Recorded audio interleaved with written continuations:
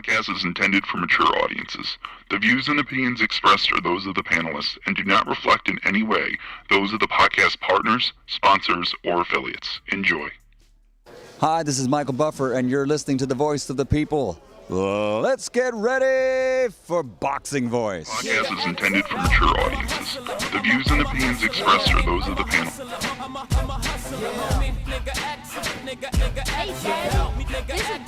BoxingVoice.com. No matter what nobody say, man. Spirit, can't nobody fuck with me, man.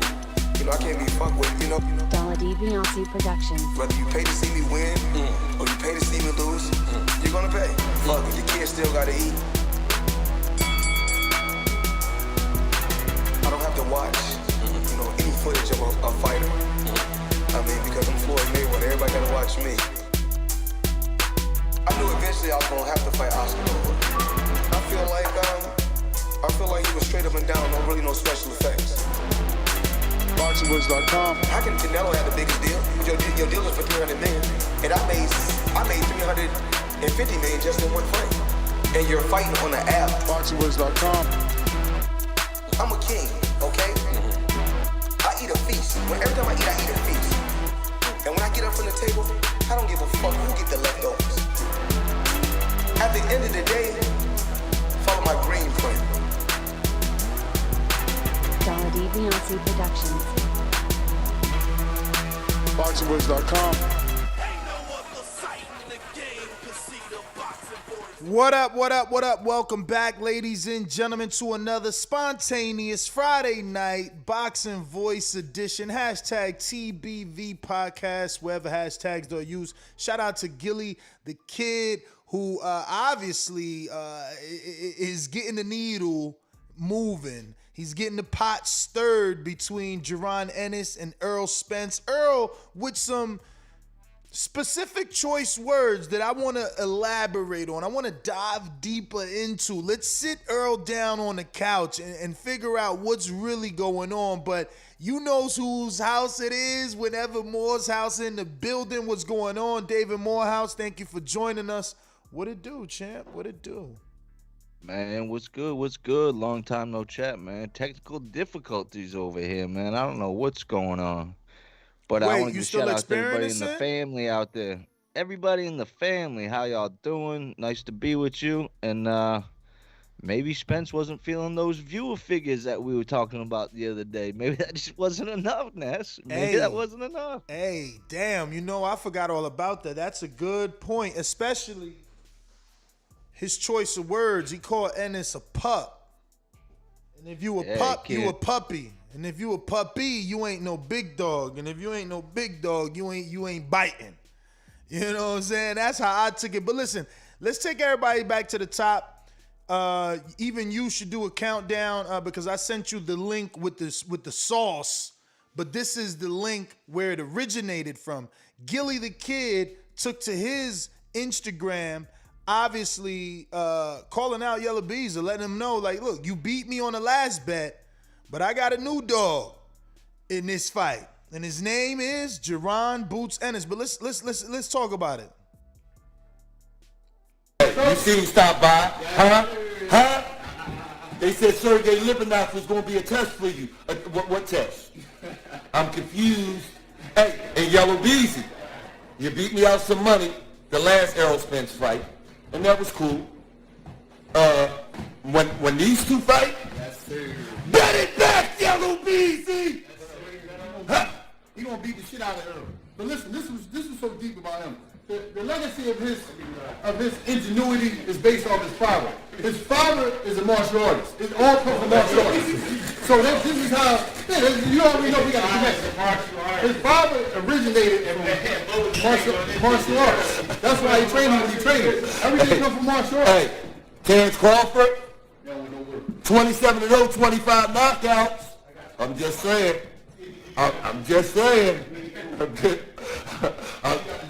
Errol, you know you're my man. I fucks with you. Boots. I love Gilly's facial expressions. If you ain't watching this on youtube.com/The Boxing Voice, you're missing out. My man's a comedian. He's not just saying this stuff. He's bringing the energy right to his screen, and it's already transcending, right? It's got 60,000 views on his own, but remember how Instagram works is I take and post on my own, so my views don't count for him. It's just spreading the word. But we're going to get back to the tape. Once again, this is Gilly the Kid out of Philadelphia with Jaron right there in the flesh in the living room, and you'll even see cool boy Steph, the WBO champion. Yellow Beezy, make sure you don't be ducking me when it's time to bet, nigga. Hold on, we got a champion in the building. See, so right there, he said Yellow Beezy, which is Earl's, tight friend. It's on me, baby. Came out to the song and everything. They be making bets. He like, don't duck me when it's time to bet for this fight. This fight, okay? Jaron Boots Ennis, 27-0, 25 KOs versus Errol Spence. That's what he's talking about. So now he's gonna obviously introduce Cool Boy, and Cool Boy's gonna let us know how he's gonna be unifying September 11th. Hold on, wait, let me. Huh? We got a champion in the building. Huh? World champion. And you fight when? I'm fighting 9/11. 9/11. No disrespect, but you know I'm gonna do that. Man. For how many belts? 3 more. 2 more. So I had 3 in total. Oh, okay. So you fighting the winner? Unified. You fighting the winner between who? Neri and Figueroa. Oh, okay. And we're going to be in the building too. Me and Bruce be out there. Okay. There in Cali, LA. Out there. Okay. So you fighting the winner between Neri and Figueroa? Yes, so let me tell you something. If Figueroa going to win, guess what's going to happen? You're going to bury Figueroa. WBC. WBO. Huh? Reggie belt though. That's what we do, man. That's what we do. And you act like you're jumping nice, but I seen you jumping. You know they don't say she.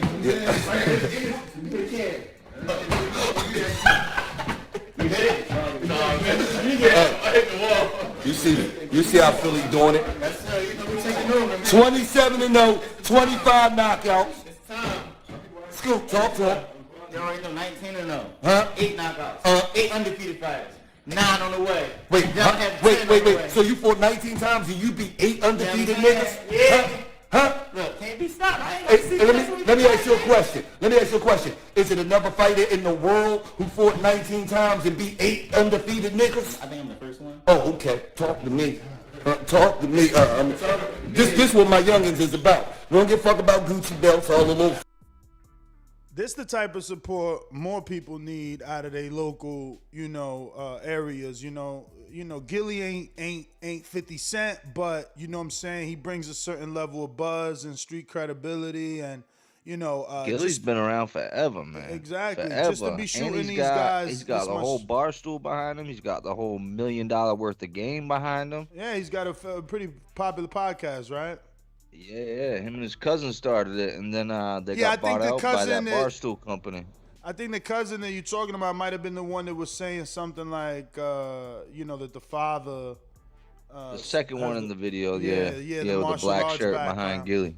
So we got about 10 seconds left on this video. Then we'll get to the juicy video when actually Errol Spence and Jaron Ennis confront each other via cell phone FaceTime. But did I hear the Jamaican, the brethren in the building? What's up?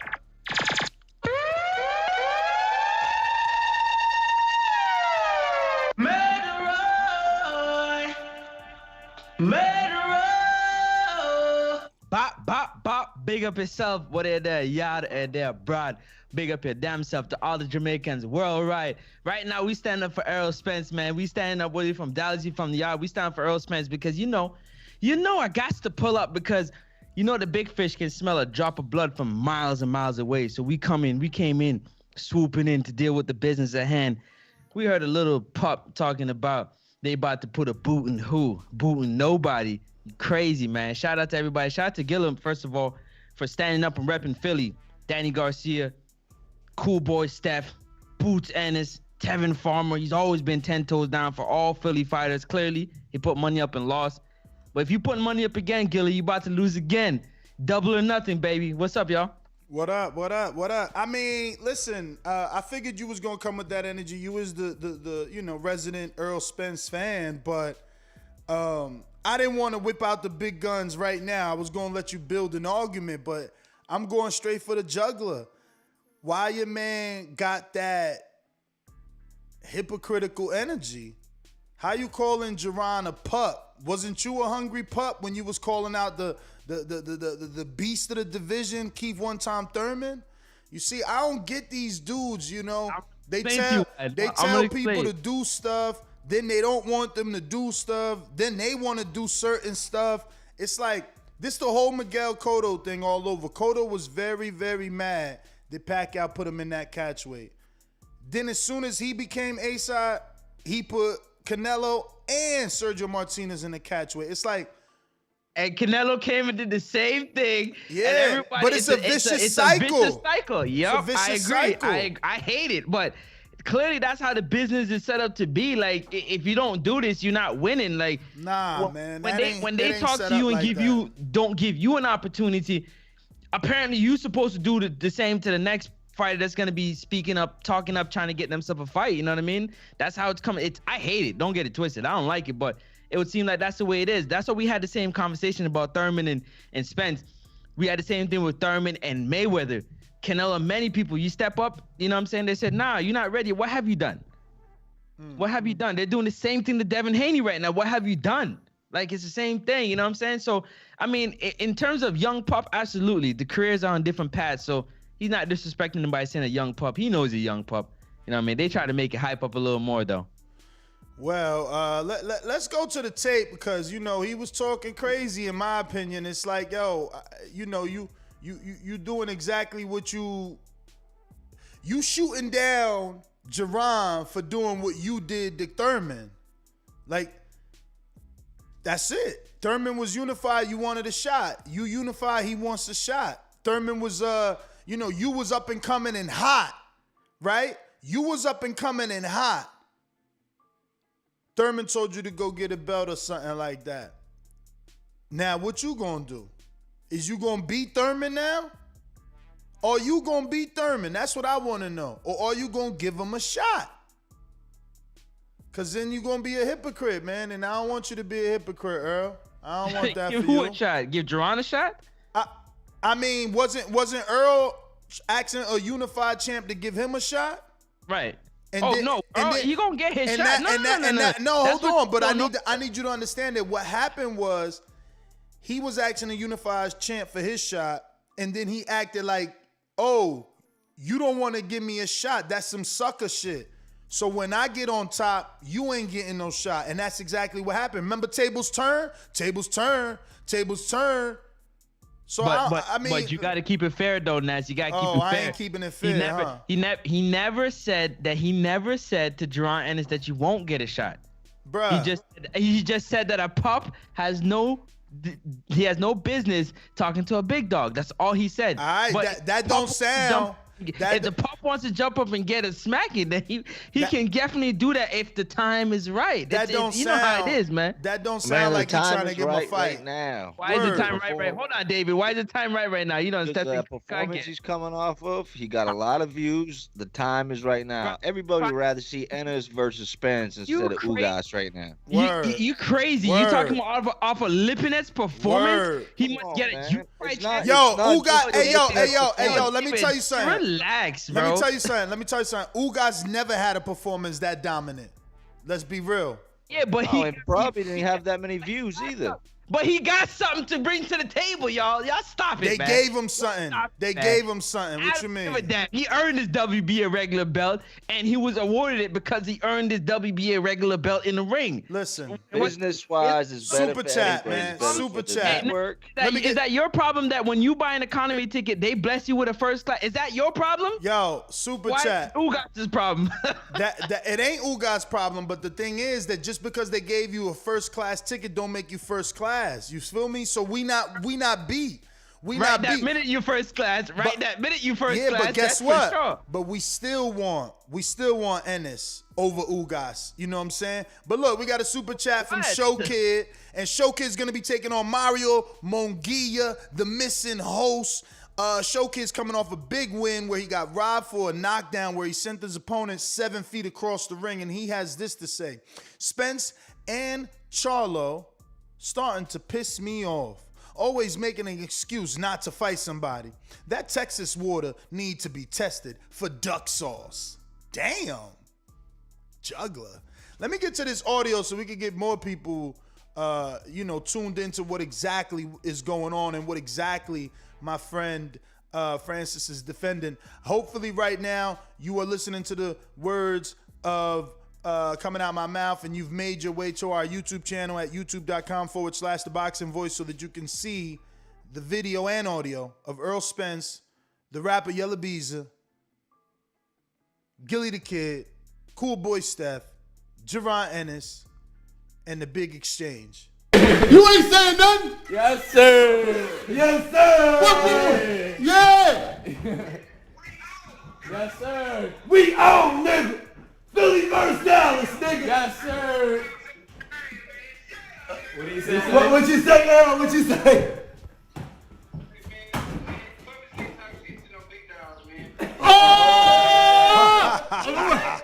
He said, what you say? You said Pups can't talk shit to no big dog. That's what he said. I ain't even show y'all nothing yet. It's You ain't even got a whole different arsenal. I like that comeback. Man. I mean, okay. That's what he's supposed to say. That's what he's supposed to say. He's supposed to say something like that.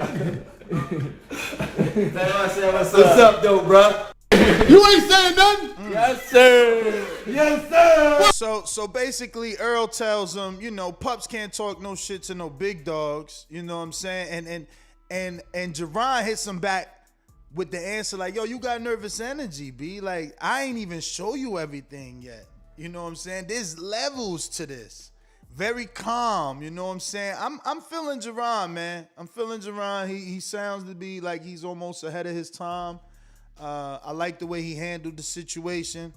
I even like that Earl and Yella Beezer jumped on there, man. I love it, because if you can see, one video was 2 hours before the other.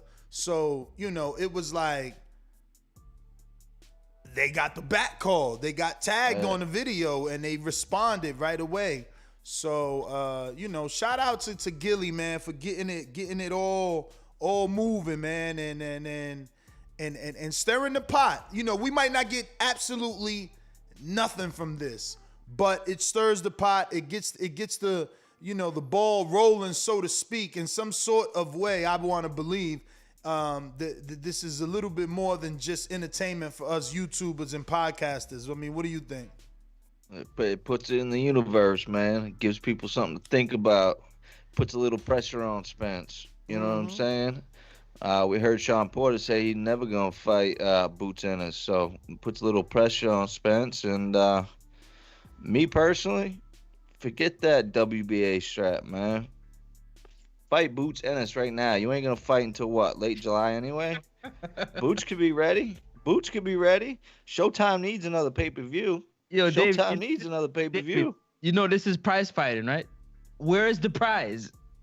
What do you mean? It's gonna be a hell of a lot bigger than Ugas. Yeah. Exactly. Exactly. Where's the prize? So you saying? So wait. So Ugas. Shut the back door. Yo, so Ugas versus Earl is bigger than Ugas versus Ennis?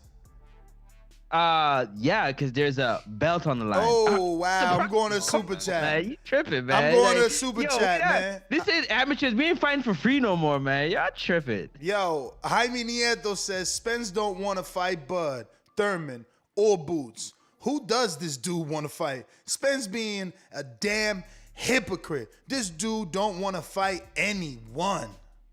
Yeah, same thing when Virgil Ortiz is on Bud's helmet. He was like, nah, I got bigger fish. Nah. Man, it's all you heard Sean Porter say he ain't really thinking about it. I mean, if it comes, it comes. But like it's the same thing. Like who's looking back? Right now we're looking for bigger and better things. You know what I'm saying? We got bigger names calling us out. I mean, let the young fella do what he's doing. We love it, man. We love it because that what that does is it puts another killer in the division. It keeps the division stronger. You know what I'm saying? It doesn't get watered down. You don't get shit fights. I love it. I love it. Keep building because bigger money for him, for his family, and for boxing, man. For boxing, it's gonna happen. He's 23. Give him some time. He's 23. You gonna take an L already? Y'all tripping, man. You can't win against Francis, man. He gonna dodge and swerve all he can, man. Francis out here telling everybody right now that he'd rather see Ugas and Spence fight because of a belt.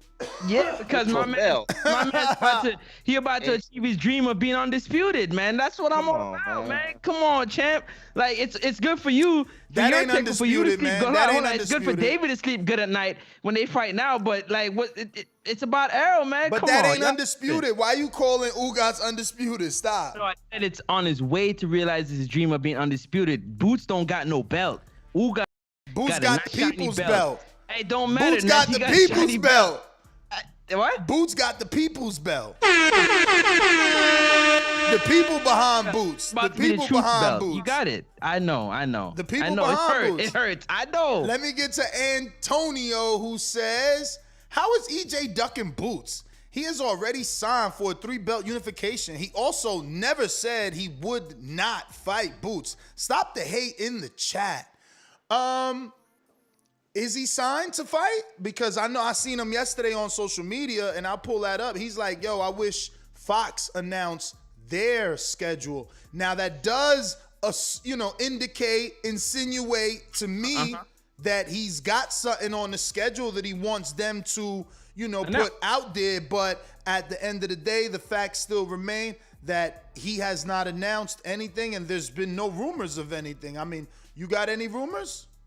No. The rumor was that Jermell Charlo was supposed to be on his undercard sometime in July. Now we understand Jermell had separated himself and he's doing that card on his own. He's building his own undercard for that one. So I'm still assuming that they have the July date. They just haven't announced it yet. Well. We shall then put see. that energy towards you, Ugas.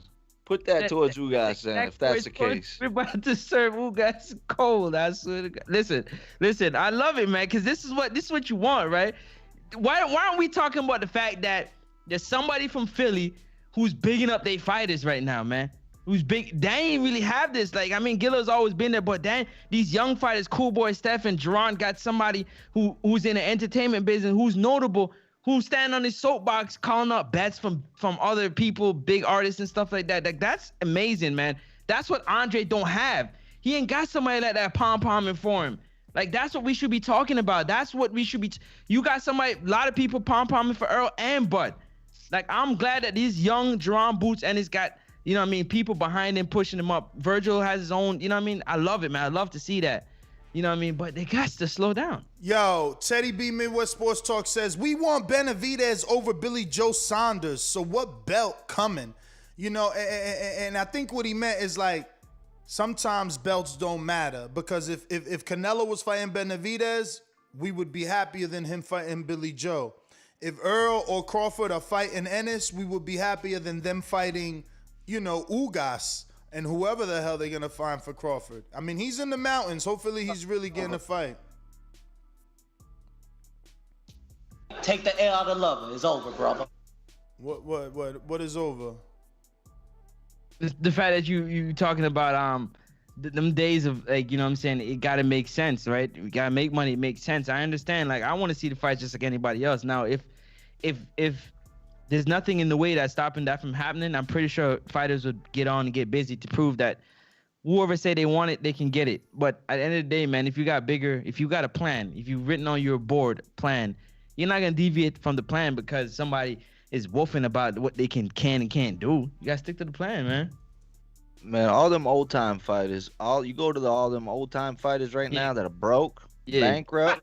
Yeah. You know what I'm saying? Go to all them fighters. Do you think they care about them belts? Hell no. You know what? They only care about the belts when it's convenient. Yeah, tell them to have it for dinner and breakfast too, man. As a matter of fact, tell them to take the belt to the flipping mortgage man and pay the mortgage with the belt. They can't. David, slap yourself, man. They can't. That's what I'm saying. A bigger money fight, a more notoriety fight. You take that. I don't see the fans lining up to pay their bills either. So like, y'all gotta miss me with all that. Super chat. Jaime Nieto says, "Yo, Francis out here fanboyish for Spence. Come on, son.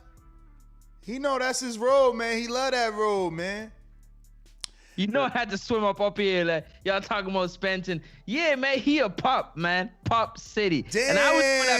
And I was the one that picked Jaron to savagely knock out Sergey Lippi. Don't get it twisted, but he a pup, man. You tripping, Spence man. will touch him up with just a jab, man. You tripping, just man. a jab, man. You about to see a jab fest. You guys want to see another Mikey Garcia performance? Come on. All right, so we got Bozy Ennis for tomorrow, 9:30 a.m. He couldn't make it right now, which would have been great because that's the father of Jaron Ennis and Farah Ennis and obviously the trainer. LV Slugger says, "Fighting Boots over Ugas is dumb. Fighting Boots is going backwards. That's like telling Canelo to fight Berlanga instead of going for undisputed at 168. Well, let me tell you. If Berlanga beats Desmond Demond Nicholson, stop capping. And somehow off that win, he gets the level of buzz that Boots got. And don't get me wrong, Berlanga already got heavy buzz. He already got mad superstars on his side. All he need right now is like a Bad Bunny who's Puerto Rican, right? A Anuel who's Puerto Rican, to jump on their Instagram the way Gilly did, be in the video with them the way Billy. Hold on, champ. Listen, first of all, Gilly will get blanked when it comes to Bad Bunny or Anuel and the numbers, social media wise. You know, if Berlanga did that, yeah, then I'd be talking about Canelo needs to do this quick check. Why? Because it would be historic. It would be, you know, what boxing's made up of. Puerto Rico versus Mexico. You know, black versus Mexican. You know, Puerto Rican versus Mexican. You know, those are just, you know, natural fights in the sport, man. But I get you, LV. I get you. The thing is, every now and then there's these big fights that come along that make you sidestep. Remember, nobody was expecting McGregor to, like, they just happened out of nowhere. Nobody was expecting fucking Pacquiao and Oscar. Let's be real. That came out of nowhere. So, you know, it is what it is, you know?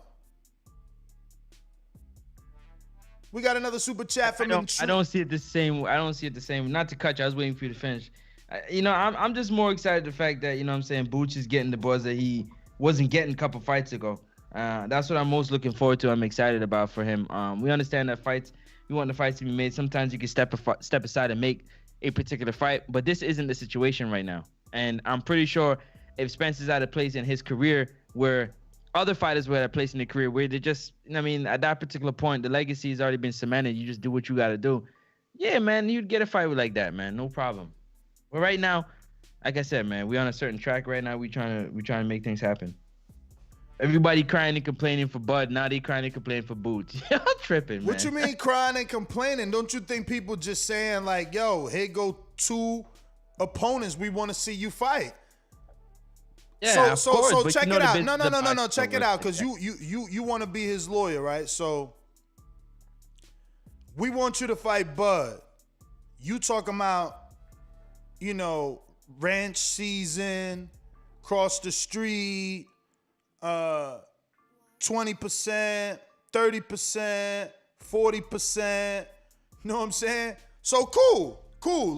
We fuck with you. You the one doing everything at welterweight. You got 3 straight pay-per-views. You making history. You unify. Cool, man. That dude is across the street. That dude is wilding. He won 40. He don't want 40. He don't want 30. He don't want 20. He want 50. You right. But what about this dude? He on this side of the street. Yeah, because the dude that you're talking about on this side of the street that is not on the same side of the street, and the one that's on the same side of the street, haven't done anything comparable. But this is what I'm saying. Hold on. That's the hypocritical side. I gave you a chance. Let me talk. But that's the hypocritical side. But y'all are saying that. But y'all are saying that. But y'all the fans are saying that he hasn't done enough to be asking for 30%, 40%. He should be asking for 50%. He shouldn't be doing that. So why are we gonna degrade? You're gonna argue that this fighter is better than this fighter, and now you're gonna bring him backwards to fight somebody who's not even close in terms of accolades on the level of that. I don't understand. That's really going backwards. Somebody make sense of that for me. Bro, you fighting Ugas crazy. over Ennis is going backwards, man. That's right. I mean, yeah. Champion, David. Come on, David. Huh? He's a world champion, David. Come on, David. Oh my God, world champion. Everybody in the whole boxing community knows that's Pacquiao's belt. Oh. Everybody knows that. Word. So he didn't win the regular. Hey, listen. Pacquiao, for whatever reason, just couldn't get his business straight. So they said, listen, man. Well, apparently nowadays this WBA regular belt is something to fight over because now we got Javante jumping up to fight for a regular title too. Another one. This shit is getting crazy. Listen. This shit is getting crazy. Bro, that's another Francis boy. He gonna defend it too. You gotta remember something. I'm gonna defend it too. You gotta remember something. A belt's a belt, right? Now we all know defense number one. The belt's a belt. The WBA regular belt is a WBA regular belt. It's nothing to it. Like they say, it's just below the world champion belt. We understand that, but you didn't say nothing when the franchise belt came in. We didn't say nothing when these guys are getting their interim belt. But no. When it's a fighter that you don't want to see win, fighting for a belt, then it's a problem. I understand. But listen, if Spence had fought, if Crawford had fought Ugas for the regular belt, it would have been fine though. I mean, if he would have fought Ugas for the regular belt, my tone would have changed. If Ennis had that WBA regular belt, if Boots had that WBA regular belt, I'd say, Spence, fight him. It's a bigger fight for you. That's more money. That's more views. That does better for Showtime. That does better for everybody on that team. How can you say more money? Where's the money where's the money for a young Boots Ennis, man? Come on, David. Bruh, where's the money for a young Boots Ennis, man? The money is created by the demand, man. Where was the money? People didn't think the money. Listen. People didn't think the money was there for Tio, and he out here making it happen. Bruv, Keith is a demand, bro, and he couldn't get the money. Bruh, Keith has been out, man. This sport is brutal, man. What have you done for me lately? I know. I'll wait again. What else? What other news? What other notes you got from what else did you take from this? Because I just took it like the young fella knew. Yeah, I'm really dealing with the big dog. I'm not gonna cap. You know what I mean? I'm gonna stand my ground and not back down. But I'm gonna let him know that I'm gonna see him one day. But I'm glad he didn't disrespect. You know what I'm saying? The big fish. He respected him the way he's supposed to. He said disrespect the big fish. You're crazy. Not disrespect the big fish. You crazy. You know better than that. Bro, what are you even talking about right now, man? What are you, yo? Like the dude want to fight him. He put out a video and told me he's nervous. He's nervous. Nervous telling you that a pup got no problem talking with a big dog. I feel you. If you call that nerves, you can call it whatever you like. What I call that dude is putting you in your place, reminding you that there's levels to this shit, man. He made him. Philly, and that's your boy Meek Mill. There's levels to this, man. Bro, he made Earl backpedal because now Earl. Yes, congratulations. Not only did he make Earl respond in like minutes, you know what I'm saying? He made him drive across town, get with Yellow Breezy first, and then respond. No, you tripping. No, him and Yellow Breezy be chilling all the time. Woo! Let me call my boy that up, young boy. Just like Pop Porter. Hey, Dave, that young boy. Porter. Nope, just like Papa Porter pull up on Sean. It's the same way. Yo, let me call. Hey. Oh, he right here. We at the ranch. Yeah, the big boy ranch, chilling. All right. Chilling That's right your now. narrative? And guess what? When you called the smoke, when you put the backs, he responded, man. That's your narrative? That's your narrative? The young pup, it was a good performance, young pup, but you are a young pup to a big dog, man. That's your narrative? Big dog, man. Hey, I like your narrative better, Dave. I like it. I think Yellow Bees hit him out like, hey, yo, Errol, man, you need to come over here, man. You need to get at these boys, man. I think it went down like that. I think it went down like that. You wanted to be that. I think he said. I'll come over. Yeah. Right. Yeah. I think that's what happened. He said, hold on. Don't do it. Hey, David, it's strap season. Man down, strap season. Y'all must have forgot. Y'all thought Errol looked good against Danny. Rant Y'all season? Y'all done up, man. Everybody coming next about to get demolished. Ranch season. Know what I'm saying? We add on to the ranch, you know what I'm saying? We don't get a few cattle, you know. Pup season. Now all of a sudden we hypocrites. I want to fight Keith Thurman. Nah, man, go do something. Oh, all right. That's messed up, Keith. You'll never fight me. Now he doing the same thing to Ennis. So we gonna be okay with Ennis when he become unified and don't want to give Earl a shot. It's the game. It's the game. It's the That's game, sad, bro. Man. That's it's sad. The game, bro. Super chat, Somebody man. gotta change it. Yeah, go ahead. Intrigue the Incredible Atlanta says Spence fanboys don't want to keep the same energy. They screaming, why fight Boots? We got a unification, but said Thurman was ducking when he had the unification with Danny. Have the tables turned. That's right. Yeah. Have your favorite fighter fight somebody, and we'll leave it there. We'll leave it there, bro. My favorite fighter. He's the one that gave you the blueprint for your favorite fighter to come behind and know how to win. The blueprint, you lied. Thurman did it first. Thurman did it first. Stop forgetting that. Yo, listen. How can I forget that Thurman was the first? How can you forget? How can you forget that he took the young crop? He was the first one to get the opportunity. How can you forget? That's right. How can you forget that he took Danny's undefeated record? What did you do with the opportunity? You didn't go into another man's backyard in front of 30,000 fans and rip the belt off of him. No, you did not. You know what he did? Did not. You know what he did with the opportunity? You know what he did with the opportunity? 600,000 on pay-per-view with a legend. That's what he did with the opportunity. Oh my God! The legend legend said, "I see the wounded duck and I knocked him off." I got you. I got you though. He looked at Spence in the face and said, "I don't want that fight, man. I don't want that fight. I'm good. Yeah, I know." But he looked at Thurman and said, you know what? I can tell you what a wounded animal looks like." Super there chat. There you go. All Jonesy says, how big is this Boots fight? Nobody knows him now. Nobody knows him now that didn't know him already. Please stop. Anything for Thurman, laugh out loud. Shaking my head. What happened to chess, Ness? What you mean? What's your name on chess.com? I mean, if you beat me, you know I don't be lying. David. I don't be lying. I'm murdering. Can't hear nothing. Ugas is known for getting beat up by Sean Porter. That's what I'm saying. Fight. That's it. Yo, first of all, no. Beat up by Sean Porter. First of all, to R. Jonesy and to you, yeah, I'm gonna go on a limb, man. I'm gonna say that. Of course you are. The same amount of people that know Ugas definitely know Jaron Boots Ennis, man. I mean, you can't. Come on, I agree with that too. Shit. All right, then. So then you losing nothing. You only gaining. World champion. Yo, you guys stop it. World champion. Stop it. That's you champion. You tripping, man. You out here tripping. No, we just fighting people who just call our names. I'm with it. If that's how it is, I'm with it. We don't need a sanctioning body. We don't need a commission. Yo, David, I want the smoke, bro. Just get the bag. We get it popping. It don't work like that, man. It don't work like that. It just don't. You as a fan, you'd rather see Ugas instead of Boots. You'd rather see Ugas. Not climb up this mountain to give up my ability to call what I need to call. Now we understand that in order for you to get to the top of the sport and do like the Canelos and the Floyds, you got to work your way to get there. You just don't give up your position like that. Y'all sound crazy. You sound crazy, man. You sound crazy. You say you don't work your way up the mountain and give up your position. That's exactly what he wanted Thurman to do. Give up his position? Hell yeah. He wanted him to look back and fight him, beltless. Can we compare? Can we compare? What are we comparing? You know, we can compare where Boots is calling. Where what? Where Boots is. You want to take that call? Yeah. Seemed like somebody saved you by the. Yeah, go ahead.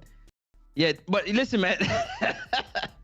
Yo, honestly, go ahead and smash that thumbs up button, man, because right now we talking about this topic right now where you've seen a little exchange between Jaron Boots and it's coming off of a savage performance over Sergey Lipinets. And we all know in the boxing community is what have you done for me lately. So that's what the buzz is right now, what Jaron Ennis just did to Sergey Lipinets. But don't forget, what the only man to do what Danny Garcia has done to him off a car accident, off 18 or so months layoff domination. Now let's not overlook it. You understand? Let's just bask in it a little bit.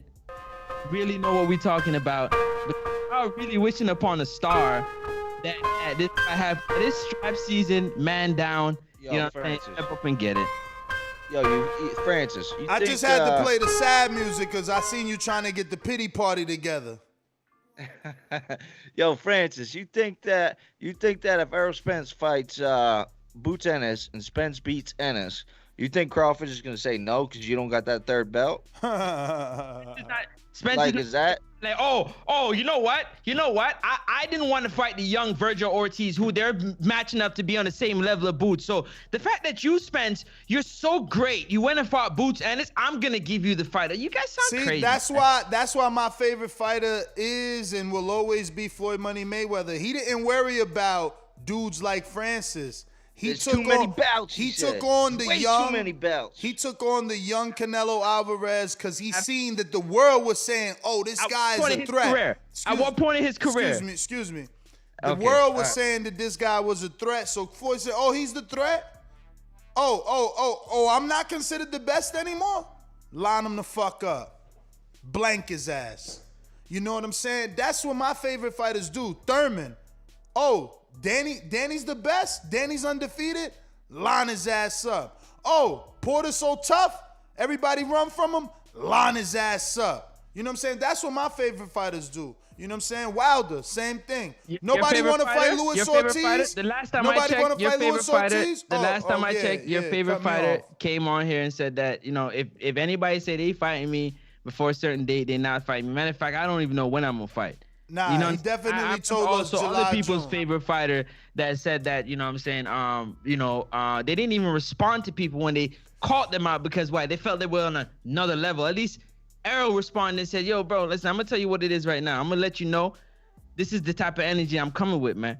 Yeah, Pup, ain't got no time dealing with a big dog, man. In other words, I see you coming, but you gotta keep doing what you do.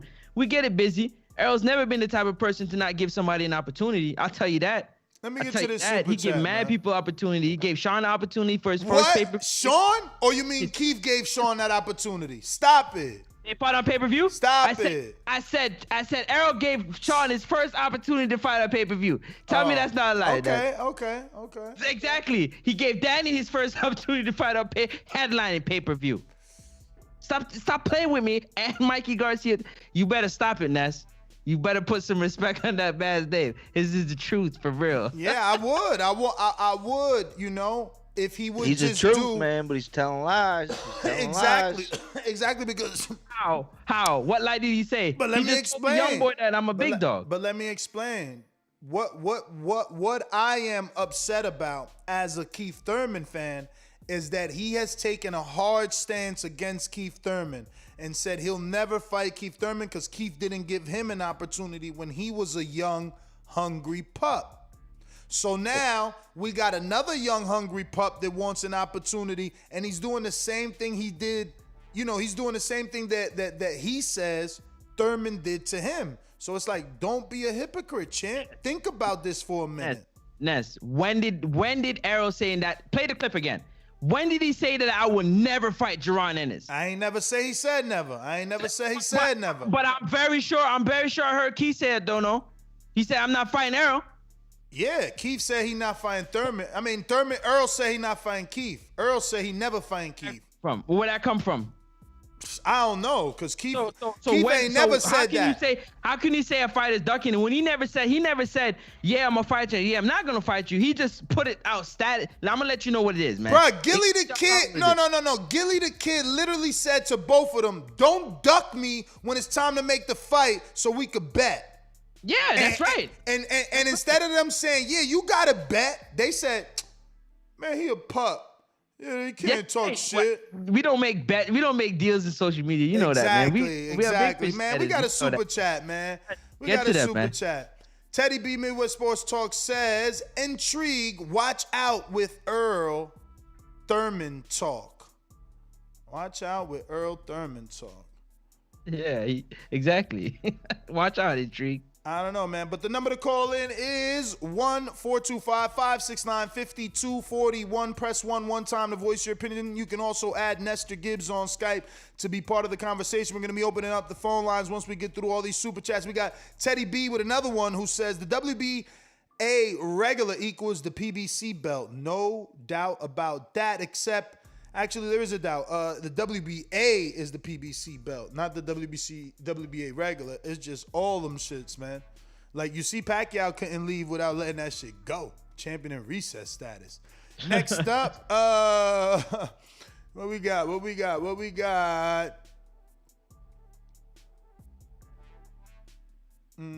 Looks like Jacob says, Earl is my favorite fighter, but he's starting to sound like Keith Thurman. Hashtag man down. Hashtag ranch season. Know what I'm saying?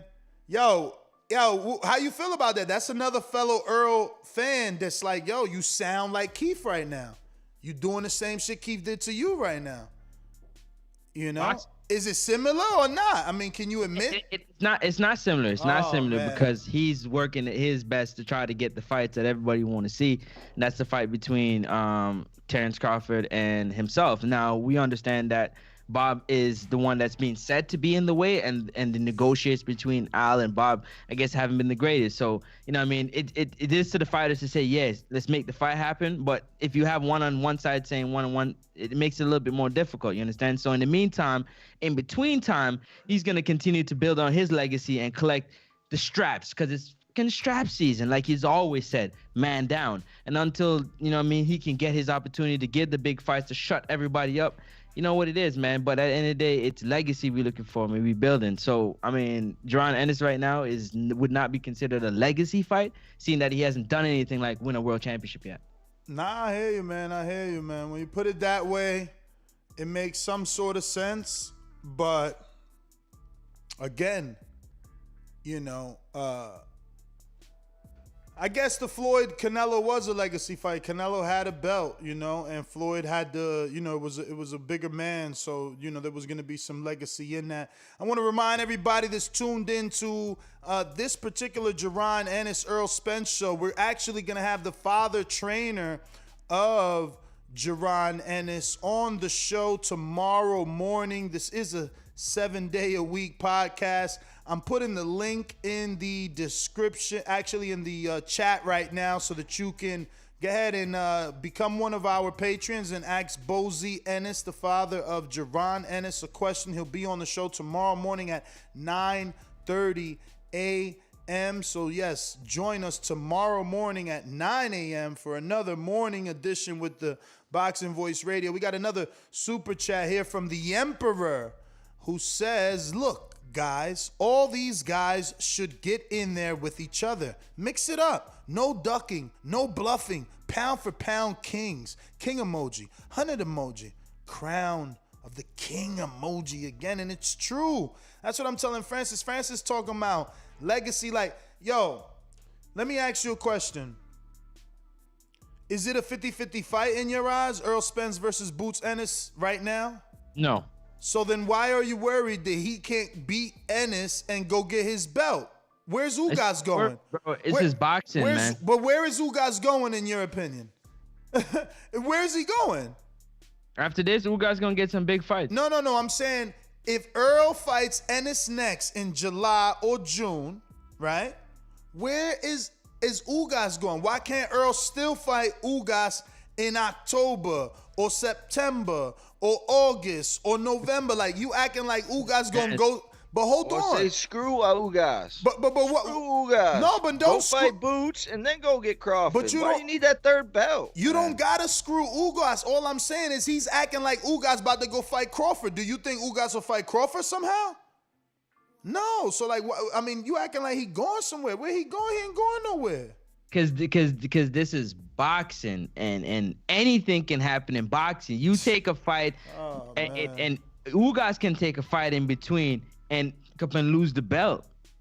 Yeah, but Ugas ain't gonna fight anybody besides a PBC fighter. Of competitions is not the fighter, because you're dominating the fighter.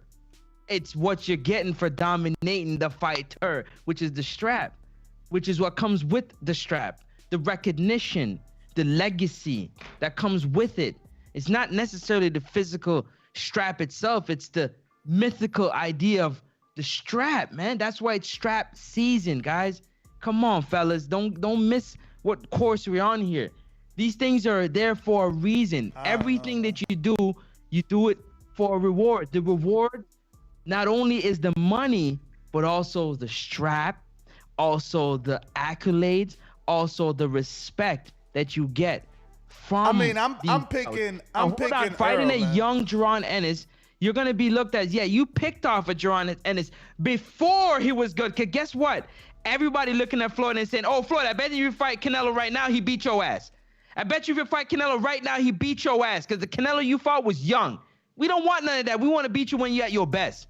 So there is no talking. Slam the door shut. Move on to the next one. We're not going to pick you off early for what? Wait till you get prime. Get into your 20, your 30, wherever it is that we can meet you right. Let's make it happen, because those conversations of older fighters fighting younger fighters and picking them off, it does go the other way sometimes. What you say? Let me ask you then. Do you think the PBC should let Ennis fight Ugas because the Ennis Earl fight is a bigger fight? Listen, I'm glad you said that, because before I was responding to that, in my mind I'm like, y'all crazy, because if Ugas had that motherfucking WBA belt, Errol would fight him tomorrow. That's what y'all not understanding. You understand what I'm saying? It just doesn't make sense for him to do that right now when there's an opportunity for him to pick up the strap onto where his goal is. He got a personal goal, man. You do these things for a reason. You just don't do them to, you know what I'm saying, please the fan. You got to please yourself first. And I got to get my personal goal. My personal goal is to become undisputed at 147. The last person to do that was fucking Zab Judah, man. Let me get this super Let me chat. get on the ranks. We got, what's that? Big Boy Paquete says, Earl flattens Ennis in 4 rounds. He too green. Hashtag big fish. Fish emoji. Okay. Let me see what else we got next. We got these phone lines getting lit. You know the number to call in is coming across the screen. 1425-569-5241. Press 1 time. Voice your opinion right here on the Voice of the People hotline. Let us know, should Errol Spence Jr. face a Jaron Ennis right now, or is Ennis too green? Should he continue to build? What should he do? And don't forget, we're going to have Ennis's father and trainer on tomorrow at 9:30 a.m. If you are a Boxing Voice Patreon, you can ask him a question. So head on over to patreon.com/The Boxing Voice. We got R. Jonesy back with another one who says, Ugas is EJ chance at 3 belts, and his goal always been undisputed. He been said he got limited amount of fights at 147, but he don't lose nothing. Come on. Basically, he's making another excuse for Earl, saying that if Earl fought Ennis before he fought Ugas, he could possibly be eating himself out of the division and not be able to make 147 enough to undispute, is what R. Jonesy is trying to say. Intrigue in Atlanta. Do you agree with that? I don't want to just run over and go to the next one. But keep going. No, I'm just saying, do you think if he fought, if he gave us what we wanted, what you call the haters, if he gave the haters what he wanted and fought Ennis, do you think he's got 2 more welterweight fights after Ennis in him? Meaning, Ennis, he beat Ennis. Ugas, he beat Ugas. Crawford, he beat Crawford. He's undisputed. If you can get it that way, absolutely. But we know boxing don't work that way. But if that was the way you get it, for sure. And that's what I'm saying. Like, he not ducking no smoke, man. That if it's there, you know what I'm saying? Especially after, you know what I mean, going through what he went through, almost losing his life. It's a different mindset, man. It's really man down. Like, tables turned is the new slang for I'm ducking, duck emoji. Spent went from man down to man clown, and that's from Intrigue the Incredible. So you know what's so funny, Intrigue? When you have, give you an example, Ness, David, you tell me this, right? When you have Bill Haney come up here and he talk about his son, and he hold his son down, and he say, you know what I'm saying, Devin is this, Devin is that, and you hear his peers say that Devin hasn't done anything. When Devin collects all them belts and all road leads through Devin at whatever division, Don't you think Devin's gonna remember all the shit that he had to he had to go through to prove what he got to do? Isn't it time to meter it out, or is he gonna be fucking Santa Claus and start handing out gifts? Let me know what's up, guys. Guess I don't get the question. He has all the belts. Is he gonna hand out gifts? You got to fight someone. You got to fight the biggest fight the fans want. I'm speaking as a fan. I would rather see Spence fight Boots right now over Ugas. Spence has already beat Sean Porter. Ugas lost to Sean Porter. We know he got handed the belt. Me as a fan, he earned it. I know where that belt came from. I don't care about that belt. Spence already beat Porter. Porter's already beat Ugas. Let's get that young blood going. Let's go. Let's get some good fights. He on fire right now. Chill. You are gonna get don't hurt him. Don't hurt him, Morehouse. Don't hurt him. It's gonna be Ugas Spence. You're gonna get a good fight, man. You about to see it. You about to see another level of masterclass boxing, man. Don't hurt him, Morehouse. What? Huh? Don't hurt him, Morehouse. You got him on the ropes. We got a super chat from James Benitez says, "Yo, Francis, Spence did give Ocampos a chance. Stop capping. Keith did it better and bigger." Come on, Francis. Shit about boxing. Because that was his mandatory. You don't know shit about boxing. And that was a pretty big mandatory with 14,000 tickets. I ain't even gonna front. The Star, by the way. That is the Dallas Cowboys practice facility that's in Frisco, Texas, if you don't know. That was I was impressed when I was like, wow, Ocampos with 14,000 tickets. We got Super Mex with the super chat.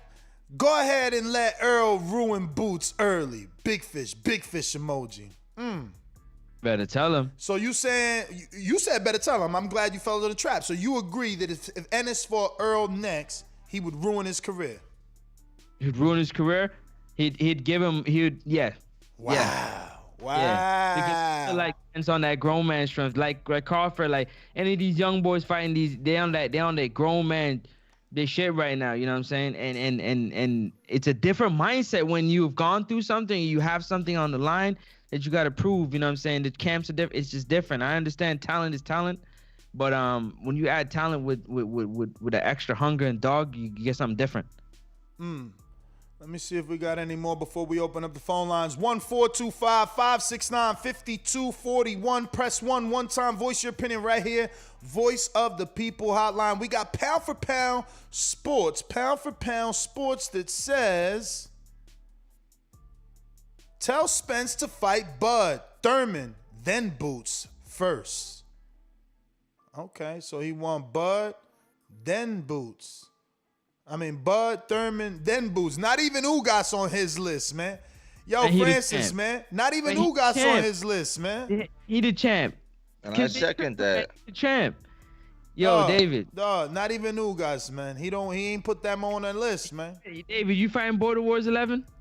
Oh, love to. You love to? He waiting man, for Supermax. You gotta put that beard on before somebody knock you out. You sleeping about beer. Oh man. You better play boxing, man. Come on. This is what we talking about. Earl gonna step up and fight a young puppy. You know what he doing? All right, so now what the caller just said, you'd rather see Spence fight Ugas over Crawford. Come on, I just agree with the super chat. Yeah, man, don't be hating on him. Now you want to flip it to him getting in the ring. We got a Cash App saving us the 30% jerk from YouTube. Tell the co-host, I want to see him win. I don't want to see him flat. Like y'all tripping, man. Yo, Nafal. You called me a hater. All right, bet. We know this is boxing. You don't play boxing. Man, me in there with another short fat guy. I'll hold my own. That's this all for I'm you. saying. This for you, Francis. Nafal Hamed said, Bud versus Boots is a better fight. I mean, that ain't for you. That's actually for the world. Exactly.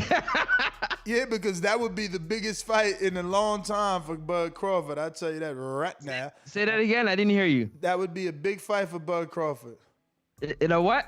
That would be a big fight for Bud Crawford. Let me get to Dimitri Clark with the super chat who says Ennis versus Crawford is a better fight in my opinion. That's 2 super chats back to back about Ennis Crawford. Wow. But that's because we all want Crawford to have some sort of fight. But again, you can add Nestor Gibbs on Skype. We're almost going to these calls. I'm scrolling down. I think we're absolutely done now with all super chats. And, I'm going to double check before we go to the lines. I don't want to leave anyone behind.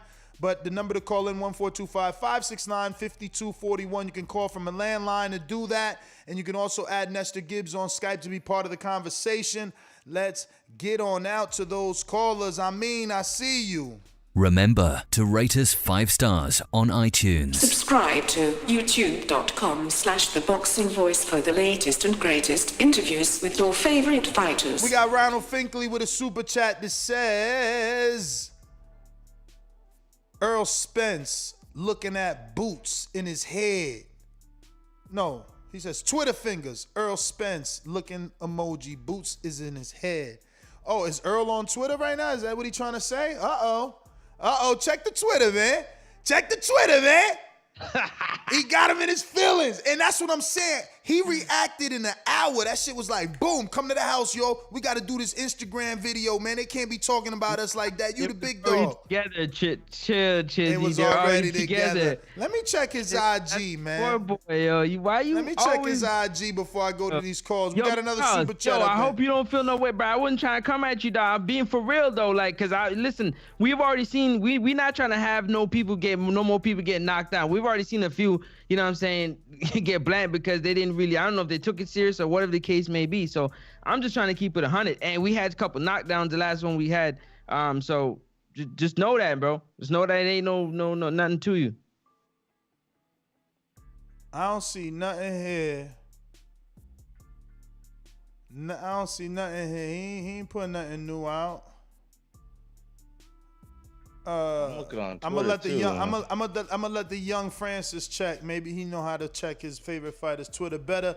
We got Super Max with the super chat that says Earl has crossed over as the man outside of Canelo because now they are starting to build boogeymen. That's cool. Line them up, and I'll be man down. Big fish emoji. Big fish emoji. Big fish emoji. I mean, yo. That's what he got, though. He got a fan base, man. We going out to the King of Essex, man. What's going on? Just like the king is what I mean. The king is what I mean.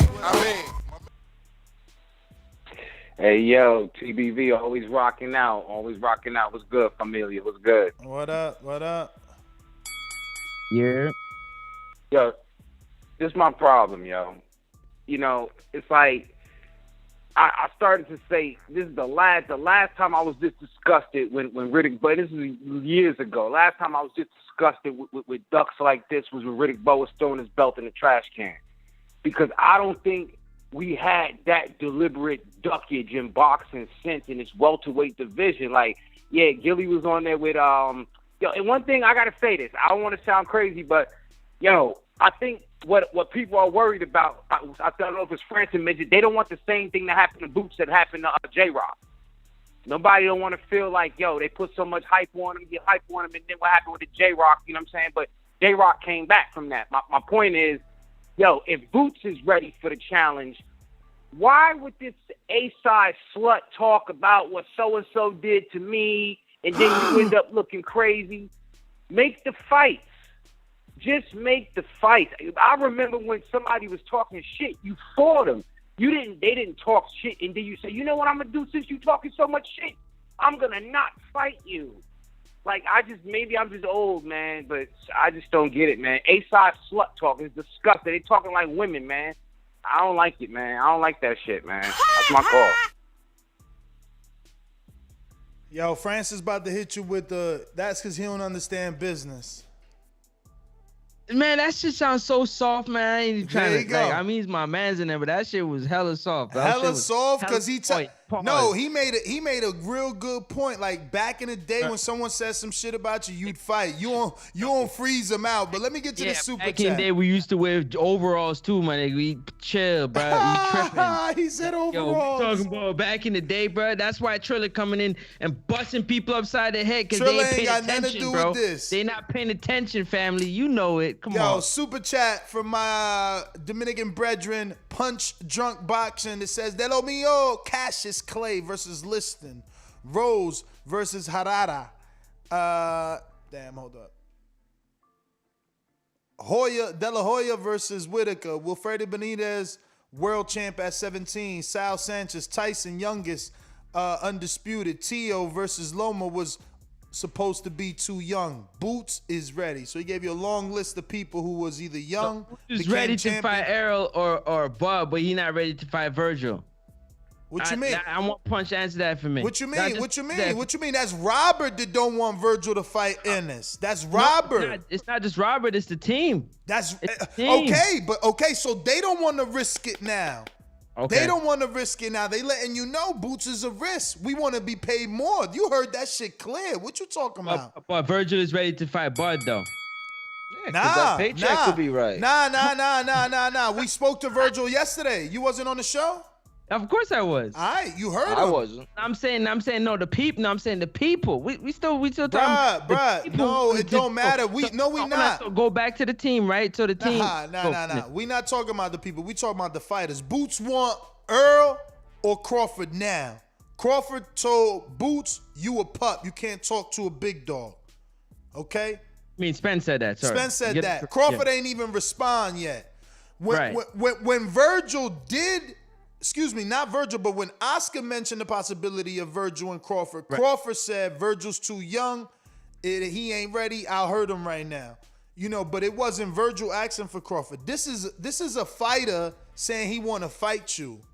Right.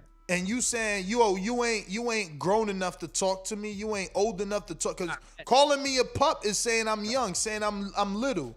Like, I don't get it, but whatever. We got super chats. Hold on. So let me ask you a question. Now, hold on a second, man. Let me ask you a question. What up? Dave, let me ask you all a question. So are you trying to tell me that the fight gonna happen tomorrow? So he gonna say to Boots, like, yo, boom, yo, we gonna fight. Like, bet. You know what? Call that bet. We gonna fight, right? And that fight gonna happen tomorrow or gonna happen in a year. Like, we gotta ask now, what's the time frame on that fight to happen? How much announcement is it gonna take for that fight to happen? Now, if for whatever reason, we know business, Errol already has a date, which has been kind of rumored a little bit, right? You're supposed to switch that date to fight Boots because of a phone conversation they had. Is that what I'm understanding? I guess. If it's a bigger fight and more money, then he should. Is that how you would call him? You'd call him a duck? I didn't call anybody a duck. I ain't say nothing about duck. We saying hypocritical. Is you being a hypocrite? You telling one dude, yo, you cut off for the rest of your life for saying that I wasn't ready when I felt I was ready, and now we got a fighter saying he ready for you, and you telling him, you know, go, you a little pup. You know what I'm saying? Go nappy nap. But we got Show Kid. Hold on, for Tia Loma also. Loma was chasing being undisputed, and he slipped on a banana skin in Tiofima Lopez. You can move on. Slipped on a banana skin or tried to get his belt? Come on, B, you tripping? What Just I'm saying, like Earl. What he saw with Tio wasn't it. Tio was way better. That's what I'm trying to say. Just he like tried to Earl. Take an easier route to get his belt. Just like Earl. Taking an easier route. How's he taking an easier route? He's getting the belt. That wasn't the final belt. Every hardcore fan believes that Ugas is not as tough as fight than Ennis. Every hardcore. Anybody that calls into the show, I'll take all the calls again and just ask that one question. We'll see how many people say Ugas. Now we just fighting for fighting's sake. Exactly. That you want to flip it. Over and we fight Boots. Look, you want to flip it like a pancake. I want to read this super chat because I see that you deflecting. Show Kid 2005, like I said, he's going to be taking on Mario June 12th, Watertown, Wisconsin. Should be the main event, but you already know Mario flaky like some Frosted Flakes. He says, Francis acting like Earl, knocking out dudes. Man down, need to man up. I'm starting to see more fights on Twitter and IG than in the ring. Shaking my damn head. Oof. Because the man stepped up and responded to somebody that called him. He could have not called him, and they would have said, you ducked the call. They getting mad, man. Like he was busy. I understand. I feel you. Continue going, man. They getting mad, man. We tired of this. We tired of this internet beef, man. We want some fights. No, tired of internet beef. When Count young folks trying Drago. to do something, I feel you. Count Drago says Boots should fight Josecito Lopez, Mikey Benavidez. He can't get Mikey. I mean, yeah, man, maybe you're right. Maybe he could get Mikey. Get Mikey. Now he can't get Mikey. No. Why not? Nah. Because when he said Josecito and Mikey, I correlated them, you know, being trained together. But I forgot. He's putting them against Boots. So, yeah, he could definitely get it. He could definitely get it if he can get it. You know what I'm saying? Let's see. We got... Who's on the phone line looking like Hawk in Maryland? What up? Yo, what's up, fam? What up? What's good? TBV. Ain't too much.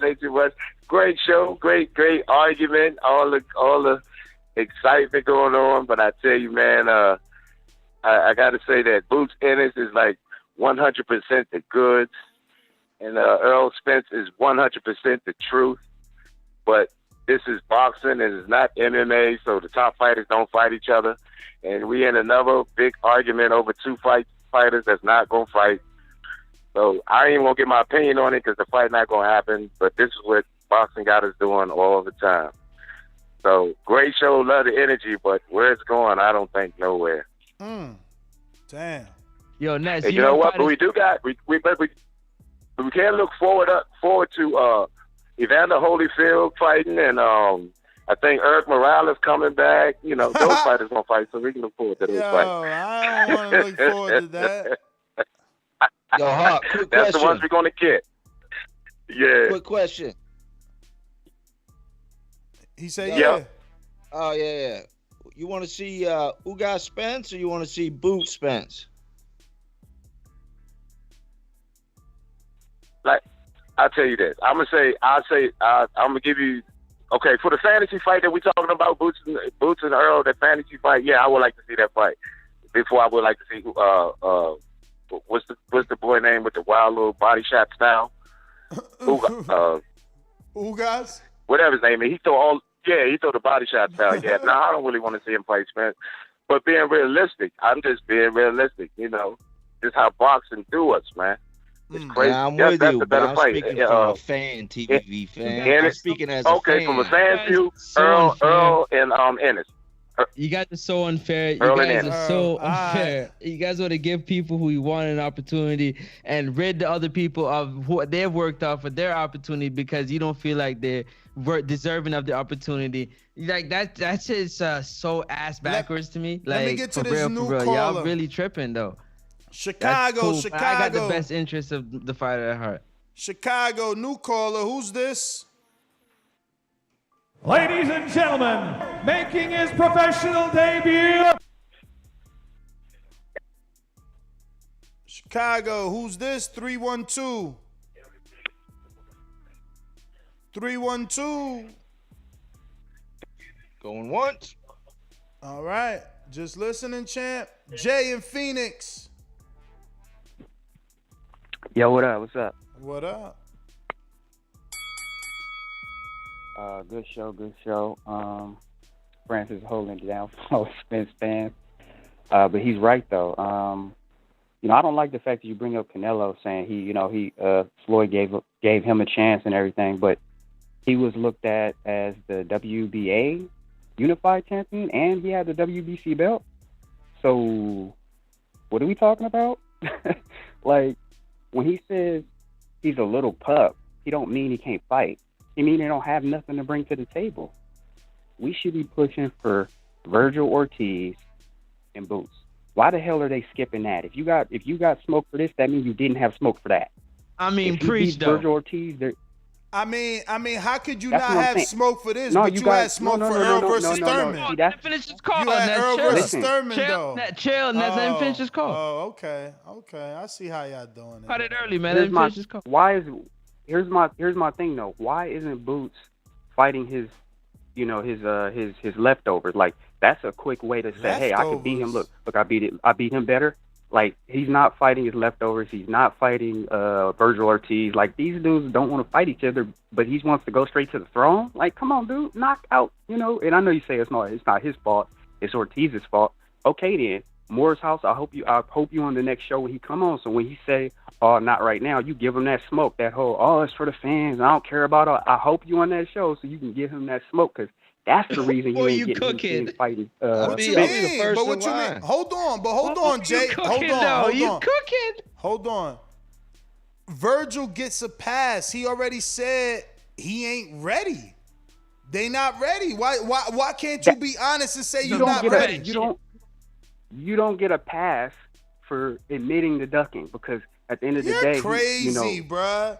You're crazy. If you still developing, I'm not ready.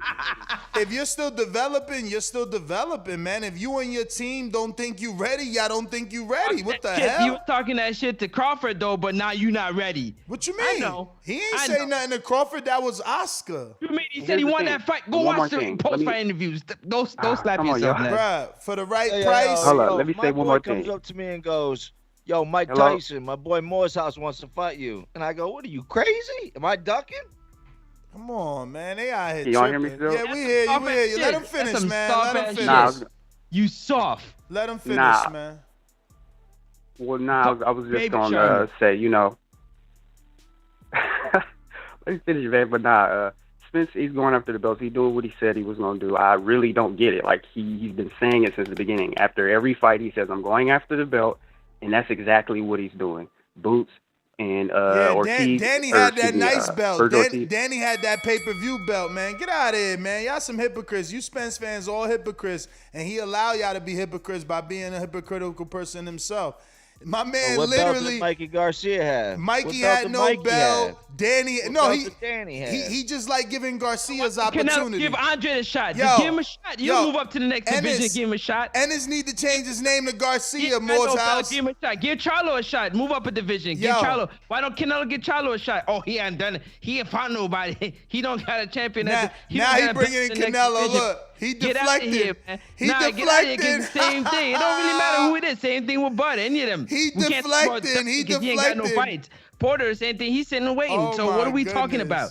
My man literally deflecting three know. divisions. He deflecting 3 divisions. He talking about Canelo, who 3 divisions away. Bruh, 3 divisions. Stop deflecting. We talking about the welterweight division with Errol Spence, bro. You deflecting right now. Like, chill. Like. It's over, brother. Exactly. You just keep going. It's over, man. Just give it up. Let it go, bro. Like, my man being a hypocrite, it's all right to be like, damn. It's all right for you to feel like, damn. He's not a hypocrite. You feel that way. Damn. But a lot of boxers have that if we gonna go that way, it has that same, let's get to the super chats, man. I mean, I really don't know what you talking about, man. But we're gonna get to Texas. Scratch King, who says, why the hell are we rushing Earl to fight a 23-year-old that's not going anywhere anytime soon? Let Boots keep fighting better competition. Earl got Ugas, I guess. I don't know. I guess that's what he meant to say. Earl got Ugas. See, that's why I said my favorite fighter, he a G, because he took Canelo when he was like 23. Know what I'm saying? He ain't give a fuck about no fans talking about why the hell. No, he was. Oh, that's who y'all think is bad? Oh, y'all motherfuckers think he bad? Well, I'm gonna wash him. That's why I like Floyd, man. And that's why you were the same one that said that Canelo would beat Floyd right now. Don't be a hypocrite. We got Ronald Finkley, man. Don't pass over that. Pass over that. Bruh, any logical boxing fan would pick Canelo over Floyd right now. Like, come on, bro. You wildin'. Like, Floyd's like 46, man. We got Ronald Finkley that says the fans have spoken. Even though Robert Garcia and all the fans bias, always talking business, legendary status only. Yeah. Fans have spoken. They want the fight, Francis. The Fight Room TV says Boots has all the tools to beat Spence. Only think Ennis might lack a bit is defense when on the offense. Crawford versus Ennis is a better fight because their styles. Check certified Jaron Ennis. I do like Crawford versus Ennis. I do. But we know, it's a little bit, maybe a little bit harder because he's like, he's already doing. He's already doing business with PBC fighters. That's all I'm saying. I ain't talking about no streets. That's you and your mans. Y'all talk about streets. Rock 1 with the super chat. Did Earl say his family don't eat belt? The fans and him need to pick an excuse. Francis, that's for you. He's coming at the Earl Spence people. I don't even understand what he said. That's exactly what I was saying earlier, man. Basically, he's saying Errol Spence said his family can't eat no belts, but now all of a sudden, he don't want no boot smoke. He need to pick an excuse. Is it you chasing belts or your family can't eat belts? Right. Family can't eat the physical belt. I already told you that already, man. But what comes with the belt? Stop playing, man. Let's move on. What does Boston Jerry just said? Ness, where was the energy when Canelo ducked an undisputed fight with Andre to fight Kovalev? Question mark. Spence is being a hypocrite, though? Is Spence moving up 2 divisions to fight a 3-division champ? I mean, a 3-time champ? What the fuck is you talking about? He fighting Ugas. He fighting Ugas with 4 losses. It don't matter. He fighting Ugas with 4 losses, man. Stop, man. Fight's a fight, man. He's a young pup, man. Fight's a fight. Y'all tripping, man. Somebody that's like 10 years younger than you, man. Like, now we can move the goalposts because it's necessary. I get it, though. A fight's a fight. Get out of here, man. Get out of here, man. Get out of here, man. You a bit of a hater, I see, man. Let's read the next super chat. Let me see what's next. What's up? Yeah, I think that was it, right? Yeah, man. Francis is something else, chat. I see y'all. He's something else. I mean, the excuses he makes for his mans and them is out of control, Tro. Mad Bet 100, talk to me. Yeah, man. Ness, I don't agree. I don't agree with you on Miles, man. Listen, Spence don't have time for boots. Who's got to earn his strike? Ugas, regardless of his 4 losses, he earned his spot. You know, we tend to go with the next guy under the neon light and behave like he earned his spot. He just now beat a credible opponent in Lipinets. And not really credible because 100 He ain't just beat him though. He beat the shit out of him. Stop playing. Yeah, he beat the shit out of Lipinets. Mikey Garcia beat the shit out of Lipinets. Hell no, not like this. Not like this. Not like this. Mikey Garcia. Not like this. Lipinets. Not like this. Mikey Garcia, a small, what Mikey started, 135? Stop Lipinets. But not like this. He stopped Lipinets. Not like this. It doesn't matter. Yeah, it do matter. It doesn't matter. It do matter. It do matter. Other guys Listen. Anthony Joshua beat Dominic Brazil. Anthony Joshua beat Dominic Brazil. Deontay Wilder put him to sleep in 1. It fucking matters how you do it. Get out of here. It matters how you do it. It doesn't earn him a Spence fight. It doesn't earn a Spence fight. Now you gotta earn it. What happened to the best fighting the best? Always have to earn it, Ness. Stop this. Best? How he's the best? He beat Lipinets. How he's the best? I test. That's what I don't understand. How is Jaron Ennis the best? The same way Crawford the best with the eye test. What the hell we talking about here?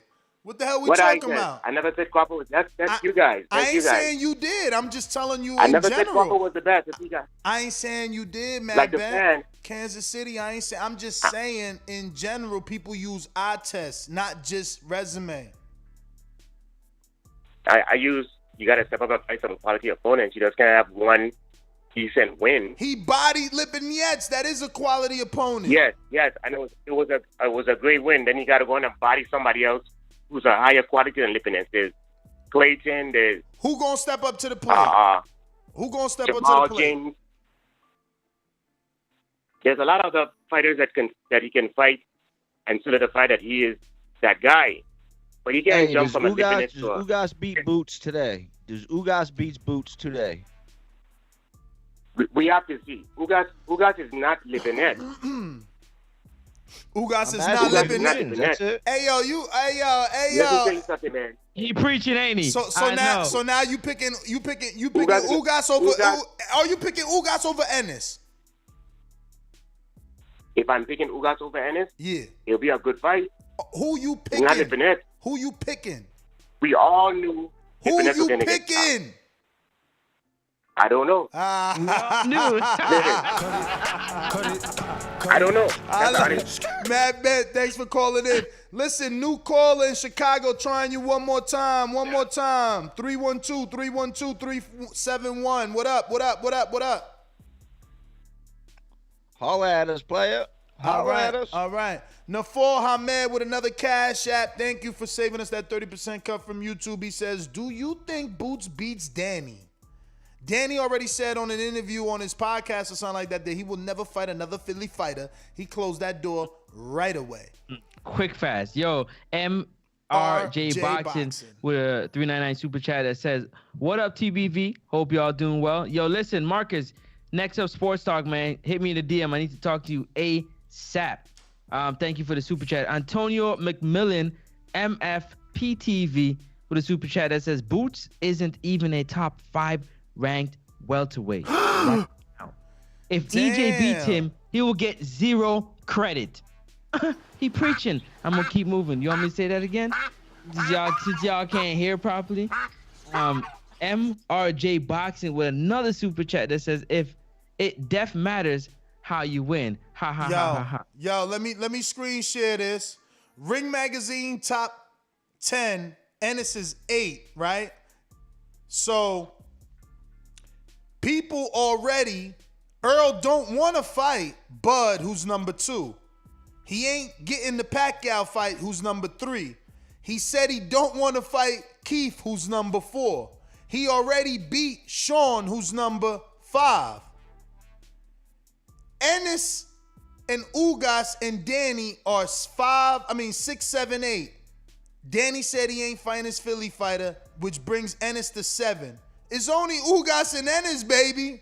It's only Ugas and Ennis, baby. He already beat Danny. You could run, but you can't hide, man. He next up, man. Literally, he next up, and you ain't. Instead of being with him because y'all got the same name, you trying to keep him down. Like, he literally next up. He gonna get his opportunity. He gonna get the fight. Let me zoom this up. Before Spence will, for sure. Hold on. Yo, let me zoom chat. this up. Nah. Let me zoom this up and go through that one more time for the people that ain't looking and following us right now. Look. Ring Magazine top 10. This is Earl. He number 1.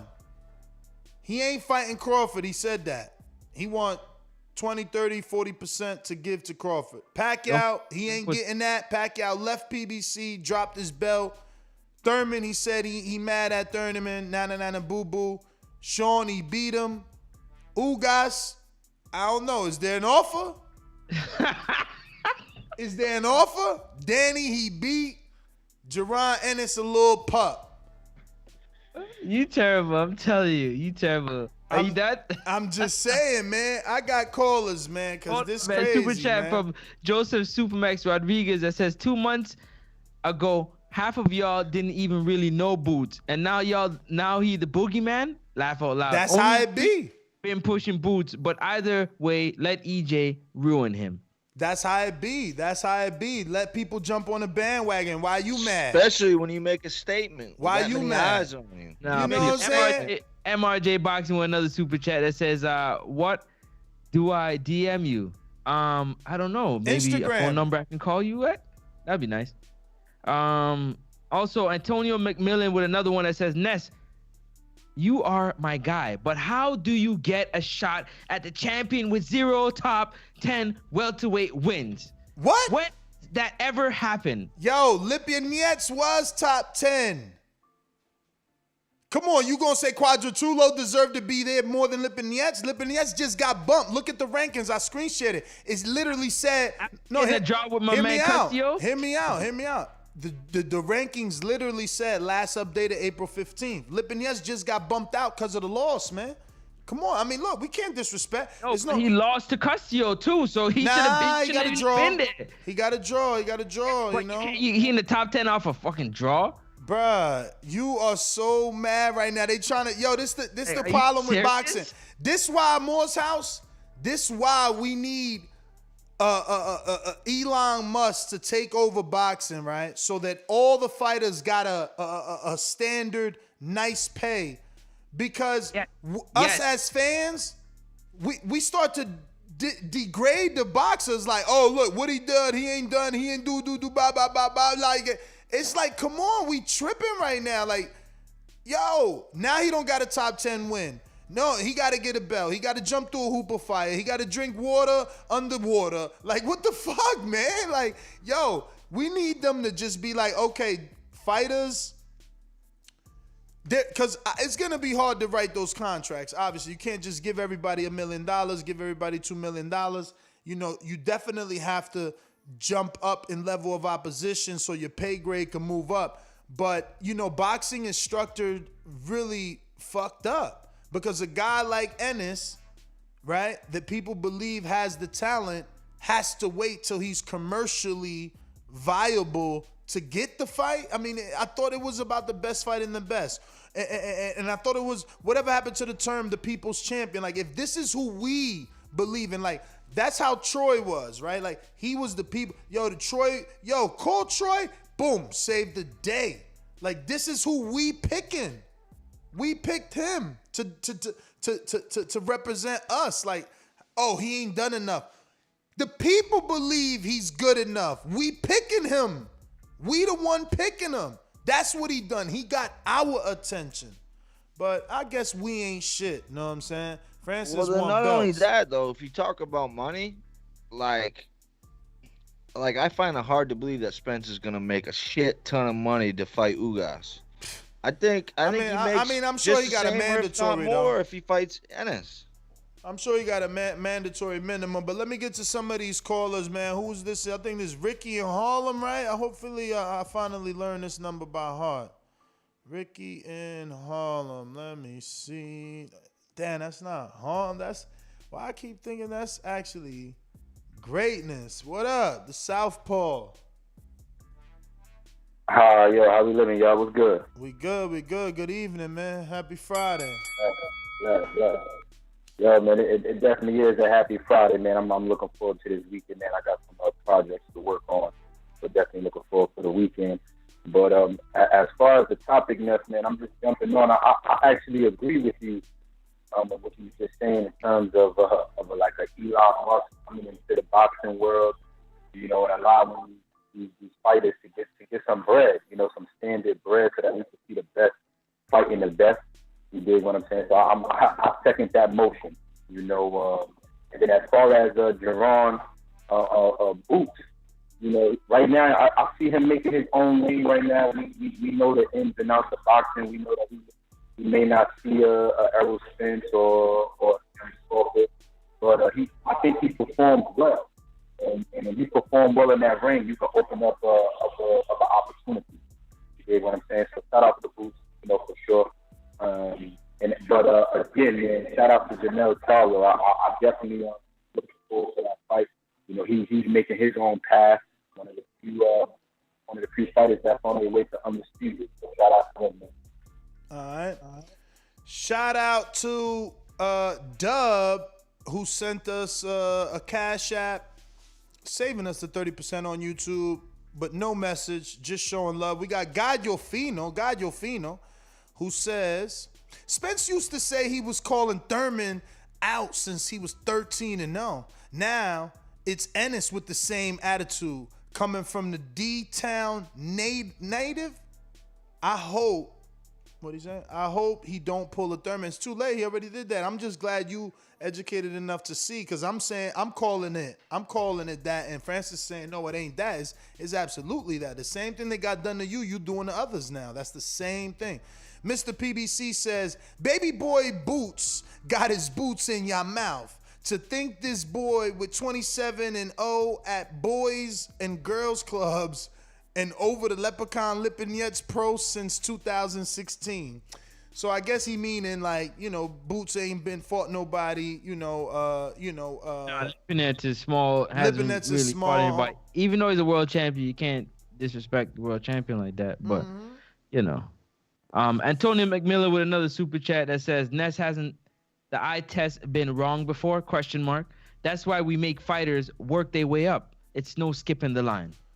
I mean, there is skipping the line. Lomachenko skip. Rigondeaux skip. Shakur skip. There's a lot of skipping. And he ain't skipping the line. He went the old school route. He built himself up locally. He got more 6-rounders than the average bear. You know what I'm saying? He took what he could get.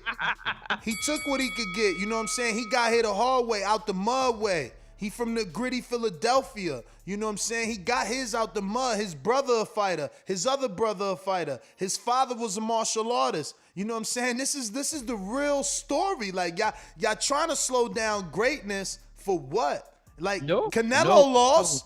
Canelo lost.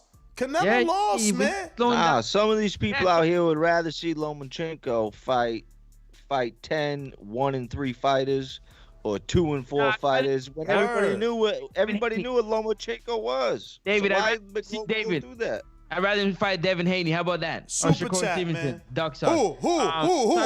Wait. Let's Mr. PBC with a super chat. Lomachenko. We were just talking about Lomachenko. Okay. Yeah, duck sauce. Little Wet Boots started in YMCA at 2016, while Ugas fought Jamal James in 2016. Boots isn't ready. His mans know that's why they ain't putting him up. Reasons. But that's exactly why he's ready. When fucking Sergey Lipinets was fighting Jamal James, Boots was in the YMCA, so to speak, is what you trying to say. And look how quickly he surpassed Lipinets. Stop it, man. You sound crazy. Mad Ben 100 with a super chat that says Conor Benn should fight Spence because he beat Vargas better than everyone else. Formella better than Porter. He needs a shot. He's the best. Question mark? So basically, it's a sarcasm question. He's like, he's saying, according to our logic, Ennis looks so good beating Lipinets that Conor is the one that really deserves a shot because he beat Vargas better than everybody. He beat Formella better than everybody. So doesn't he deserve a shot? So his is a sarcastic question. And listen, Ben is going to get the shot. Ben offers the shots. Remember, Ben and Eddie could right now send Earl an offer. Right now they could send Earl $15 million flat and see what Earl says. They can do it. Earl don't got no mandatory. You can do that. Ben has a hometown. Once them stadiums open up, hell yeah. Eddie could say, you know what, this first I could offer him $15 million.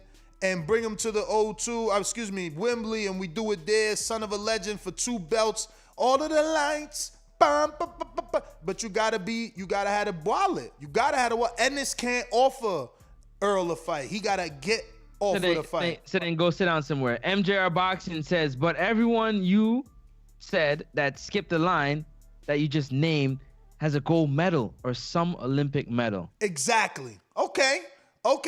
And this kid, which I didn't think somebody needed to mention. You're slimy for and that. that's fine. But that's why we got to get behind this kid MJR because he getting it out the mud.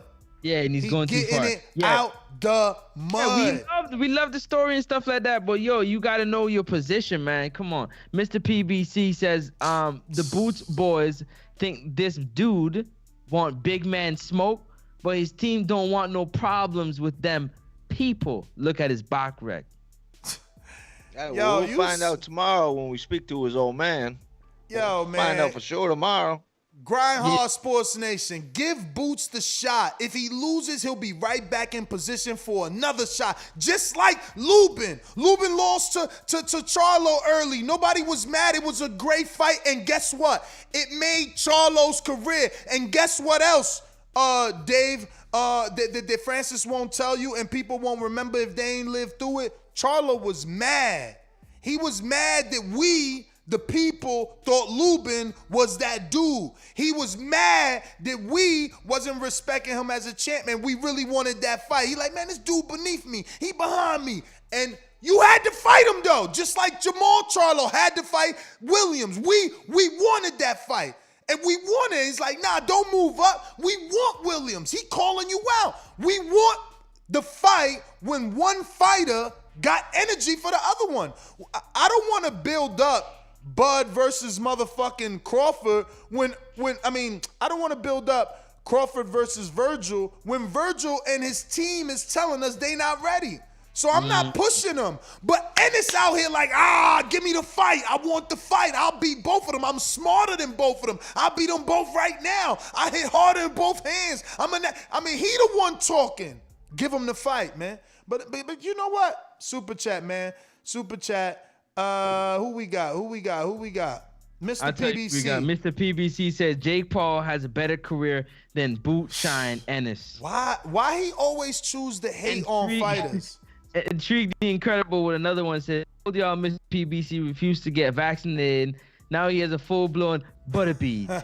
Put your mask on, everybody. Full-blown butterbeaties. Oh, man. Texas Scratch King says, Boots versus Ortiz winner will equal big dog status. Yes. I agree. Yeah, but they, yo, Robert, go check our interview. Robert Garcia literally said like 4 years, bro. He want time for that.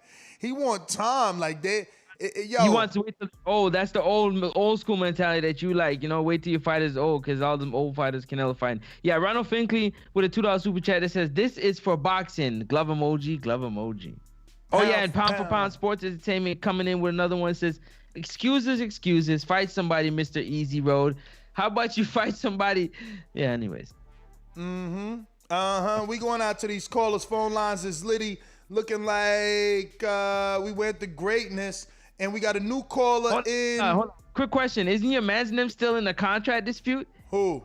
Man, Boots can't even take an offer right now. He got to pay so much. Why not? Ain't he in a contract? We're going to ask Daddy. We're going to ask Papa Boots, Mr. Ennis tomorrow, man. Yo, he could take an offer. Is up to him if he want to cut a check. But we got a new caller or somebody Mario forgot to write down in Grand Rapids, Michigan. Who's this? Excuse me, Nashville. Yo. Yes, who's this? Knuckles. Knuckles, what's going on, brother? Hey, what's going on, man? I'm a long time listener.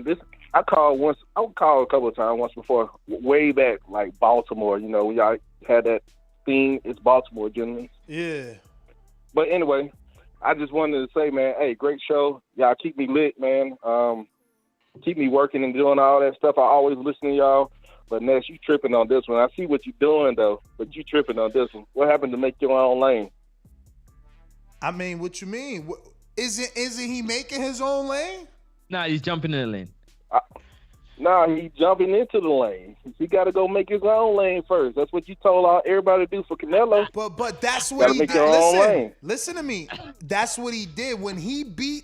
It wasn't me. Think about it. I was shocked myself. When he beat Lipinets, we woke up Sunday morning, people all over the internet calling him top 3 welterweight. He created. Hold on, fams. He created his own lane, and that's the people's lane. The people are propping him up to the number 3 welterweight. They put him above Thurman and everyone else. They put him above Ugas. It wasn't us. Tell me I'm lying. No, you're right. But do you think he really ready for Spence though? I mean, really? Listen. Really. Like, if you was handling him. I didn't think Canelo was going to beat Kovalev, man. I thought that was too much. And look. Are you serious? He did it. You know what I'm saying? We got to let them be great, man. Yo, I can't believe you mentioned that. I got you. All right. All right, man. Keep up the good show, man. Thank you, brother. Yeah, man, we got to let them be great. We just don't know, man. And this could be, greatness. Why can't he do what Tio did to Loma? Why? You crazy. Yo, Twin, hit me in the DM, man. Next to Sports Star, I need to holler at you about Border Wars, man. Yo, Matt Ben 100 with a super chat that says, Conor Benn is better than Boots. Wow. Okay. Wow. See that? Gallo. Wow. Gallofino with a super chat that says, welterweight super series need to happen. Will never happen. That'll never happen. But, that's a good thought. I would love that to happen, but I don't think it happens. Eddie, send that check. Send that check. You talking about the next pay-per-view star over there. Send that check. Let me see who we got. We got Dub Man in Michigan. What up? Michigan, stand up. What up, Ness? What's going on? Hey, I sent you a couple. That was me that sent that money in the thank you, in brother. the Cash App or whatever. Appreciate it. But yeah, this is what I'm saying, right? This is what boxing then turned to. It's like a county fair in a small town. They come in there, want to sell you something. Get you to spend $100, and then you realize all you did was buy some elephant ears and ride the Gravitron. It's not like Disneyland where they actually want to see the good fights. If we think that we're going to see Spence versus Ennis, then we crazy. Because we ain't seen Spence versus Crawford. It's been 3 years. This is ridiculous. Talk to him. How long are you supposed to wait for a fight? 5 years? Half a fucking decade to see a fight? Francis, how long we gotta wait, man? You know what's so crazy about that? Y'all don't respect the fighters. Because if some of y'all would sign up to Border Wars, you would understand that some fighters only fight one time and they the never Super come Bowl back. happens every year. We got a Super Bowl every year. NBA championship every year. Every MLB year. championship every year. Every year. Hockey championship every year. Talk to him. UFC fights champions every 6 months. Talk to him. You frustrated, in boxing, man. we got to wait 5 years? 5 years, man. This is crazy, bro. Floyd Pack was 7, man. 7. Good God. Mike Tyson fought everybody. Mike Tyson fought everybody. Lennox Lewis fought everybody. Look, we still waiting fought everybody and their mama. Then we got to wait 5 years to see Crawford versus Spence. I don't want to see Boots versus Spence. I don't want to see Boots versus Crawford. I want Crawford versus Spence. That was the same one. Ridiculous. That was the same one that were crying about them broke fighters. I can't believe they didn't take care of their money. They didn't do all that. They fought everybody, and by they were like 30, they were done. Y'all tripping, man. Y'all gotta understand that the business evolves. De La Hoya fought everybody. Grown to another level, De La Hoya man. fought everybody. He's one of the biggest players in the game. De La Hoya fought everybody. De La Hoya never ducked no smoke. De La Hoya never ducked no smoke from nobody. De La Hoya never ducked no smoke from nobody. And he's one of the biggest promoters. Everybody. Anybody. Chavez, Randall, Pernell, Whitaker. What? Everybody. Who did De La Hoya? There's only one De La Hoya. Shane Mosley. Who? Fernando Vargas. Who did De La Hoya smoke? Everybody. Yeah. There's only and one De La Hoya. You know what, bro? They fought them when you wanted them to. Matter of fact, you had a direct line. You must have been a damn promoter. You had a direct line to make the fights happen right away. You sound crazy.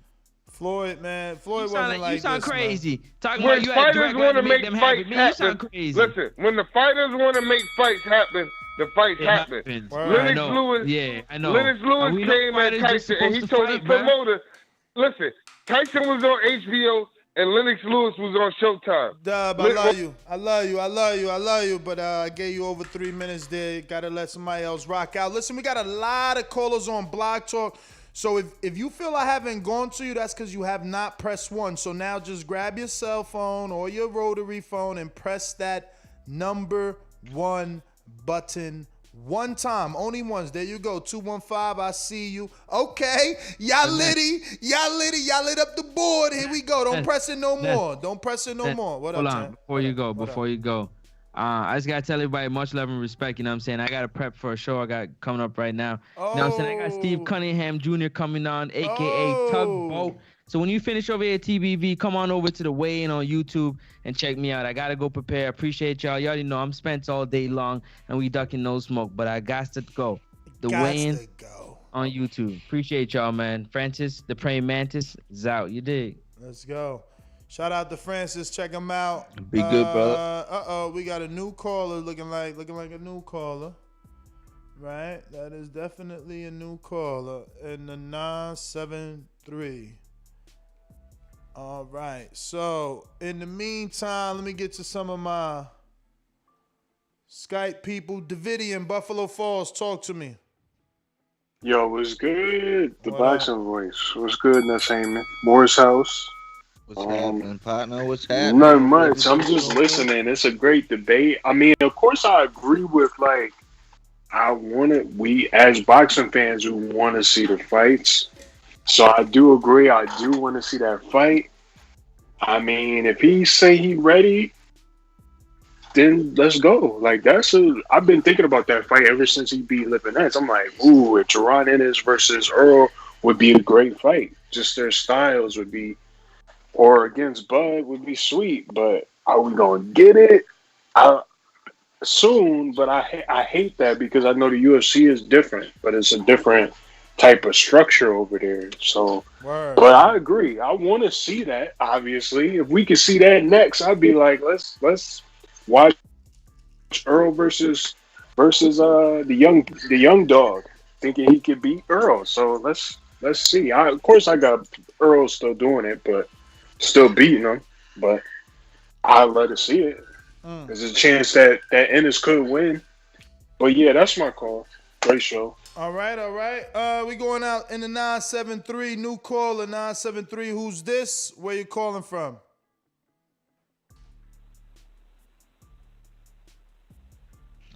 $973. Oh, I appreciate it. We hear you, brother. Yo. What's your name? Yo. We heard you. All you gotta do is talk, champ. First off, salute to the channel. I'm wondering why we pushing, you know, this young kid so soon to fight, let's say, the top dog at 147. You know, reality is that, you know, we have a potential fight between Spence and also Bud, like this lingering after this whole WBA fight with Ugas. Like, we know that's happening. Obviously, probably sometime June, July, August maybe.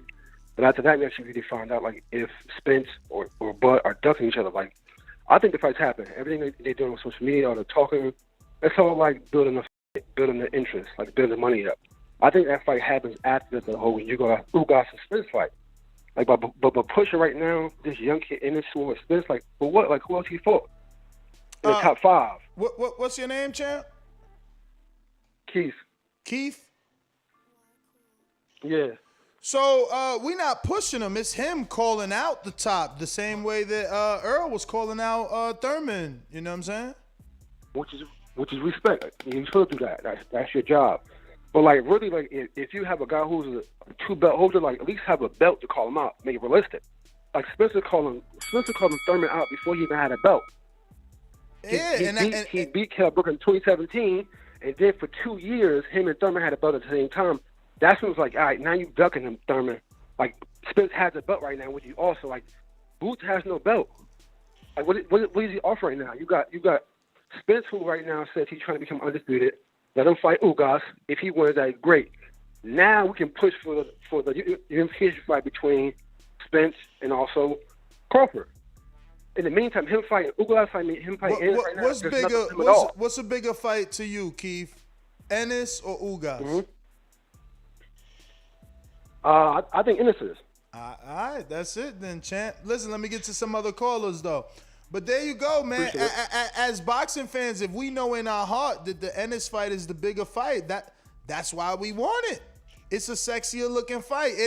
It's Ugas' fault, and there's no disrespect to him, but if he was looking as dominant as you know, our friend Ennis, we would be asking for that fight. But let me get to these super chats, and we're going to get to these phone lines. Mr. PBC, you next, so go ahead and get your mic ready. We're going out to super chat. We left off at, I think it's Grind Hard. He says, if Boots is not ready for Spence and Bud, then who is? Exactly. You know, and that's from Grind Hard Sports Nation. Like, if Ennis ain't ready, and Virgin and Rob already saying they ain't ready, and Earl is saying he ain't fighting Bud, and Bud is saying he ain't fighting Thurman or Porter, like, damn, y'all dudes is tripping. Y'all letting them just fight anybody the fuck they want then. Like, come on, like, we gotta, like, get something out of this. Somebody gotta, come on, man. I don't know.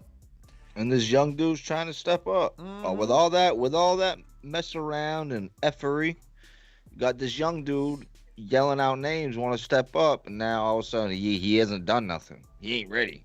I mean, come on, man. I wish Thurman was a little bit more like Porter, in the sense that, you know, Porter takes these tough fights. Like, you know, you could call on Porter to fight somebody that other people don't want to fight. That's his MO. You know, he done fought everybody. That's why we want to see him fight Crawford, because we know what kind of fight he brings and what level of test he's gonna be for any welterweight. But it looks like we got another caller coming out of Philly. 215. Is it Gilly? I hope, man. Gilly or Gary Russell, you know? Like, yo, I'll fight Ennis. If it's Russell, he gonna say he'll fight Ennis. Yo, 215, who this? You, it's Beyond Levels. What's good? What's good, brother? Yeah. First of all, a lot of these callers is upsetting me, man. They really upset me because he just forced Lipiness, and he just had an interview. He said he don't even want the top guys yet. He wants to he got to get the mandatory spot. So everybody keeps saying, yo, he's reaching and He's doing what he's supposed to do. This is the same thing B Hop did when he first came out of jail. Like, I don't know, he had the same type of love-hate thing, because I'm not going to say everybody hate him. He got a lot of love, but I don't understand 7 out of 10 of y'all callers. Now, with that being said, let's talk about the skills, because we already know he want to make his way there. He said he got to be the mandatory. They're not just going to fight him, so he going to work his way up. Now, the skills, he can box, he can bang, he hit hard both hands, he switched effortlessly. Terrence Crawford switched when he switched. Boots switch when, like, it's necessary. Like, if that punch got to come from that other stance, he'll switch. And that punch going to come with the power because he switched. That's the difference. So, when they say he's not ready, his skills is saying he's ready.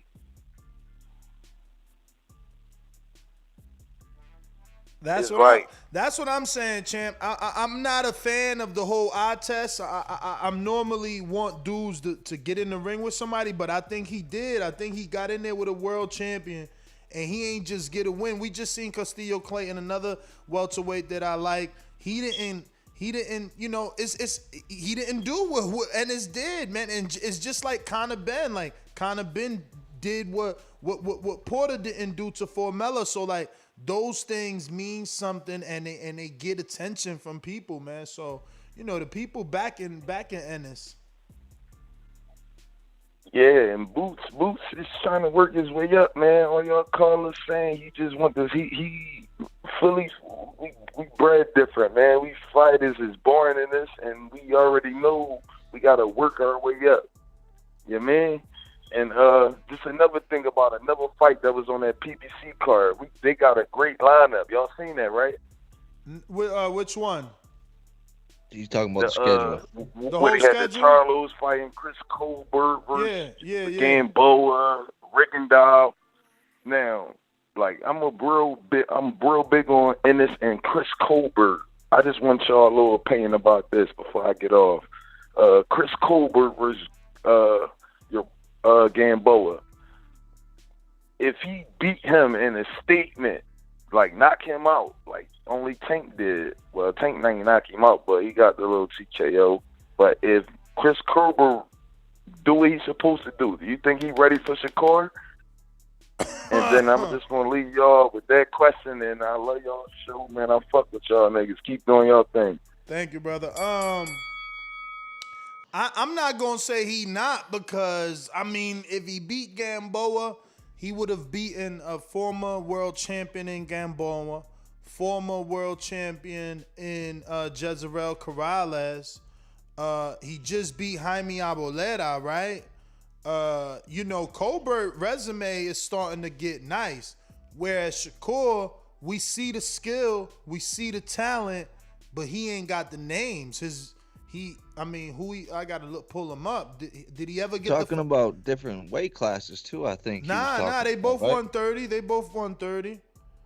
That fight is they both 130. That fight is there to happen. The thing is, they're on a different sides of the street. It's gonna be hard to make. But pulling up Shakur Stevens' resume, I want to believe.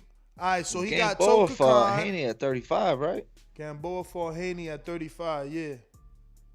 Oh, so you're saying he was just big at that weight? So he's normally at 130. He took the fight at 35, just like he took the fight at 35 with Crawford. But he coming down to fight Colbert at 130, I'm sure.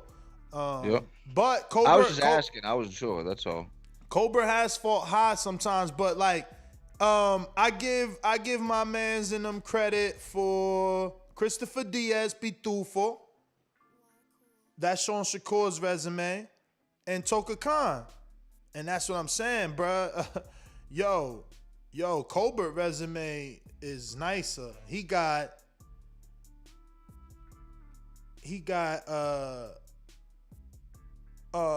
undefeated Antonio DeBassi, right?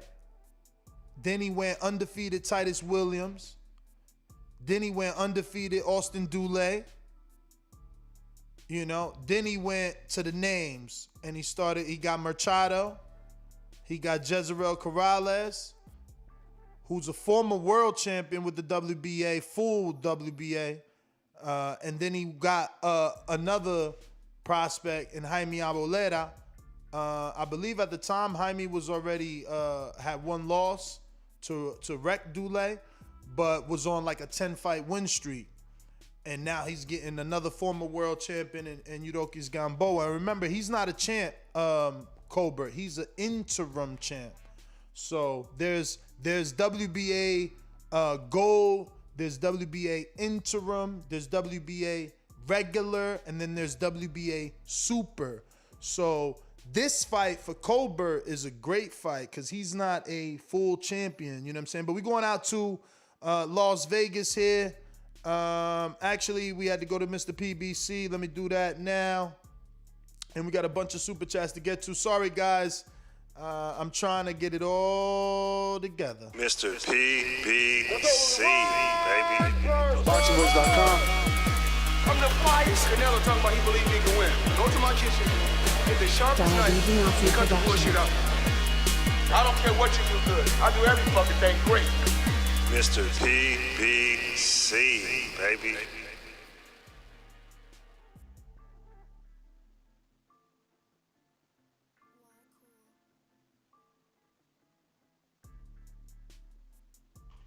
Respect to you. Oh, yo. Shout out to Baby Boots. He got you guys hyped up. Shout out to his people coming on the show tomorrow. Luckily, I hope you guys build his character up, build his repertoire. So my question to the panel is, if Errol beats Boots, what does he get? Does he get the Boots fans' respect, or does he get a bigger bag? And and if he beats Ugas, what does he get? To me, I think beating Ugas is a better thing for your repertoire than beating someone who's young, who's been fighting in YMCA, Boys and Girls Club, Mexico, the juvenile detention centers, ROTC. You know, I'd just rather see someone get what they deserve rather than seeing someone get what they don't deserve. That's my call.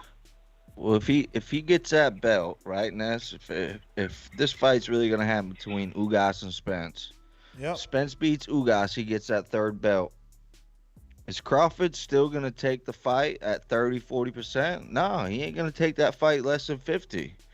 So why not give the fans what they want? Why not fight a guy that the fans want him to fight? And honestly, after the momentum that Boots has right now, I think that Spence would probably get a bigger bag. Because Boots is probably going to make less money than Ugas, or right around the same.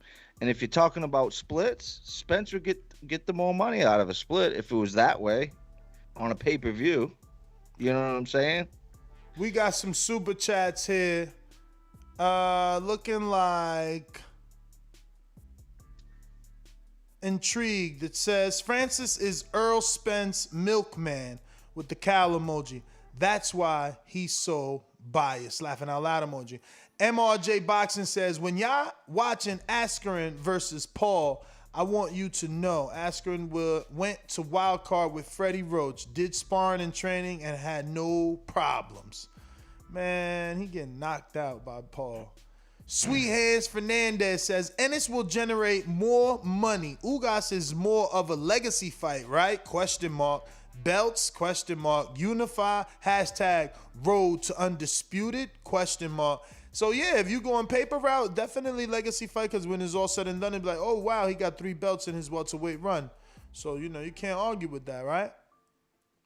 Can't argue. Potato Chip says, Spence be like, I do what I want, in the Canelo voice. Yo, hilarious, man.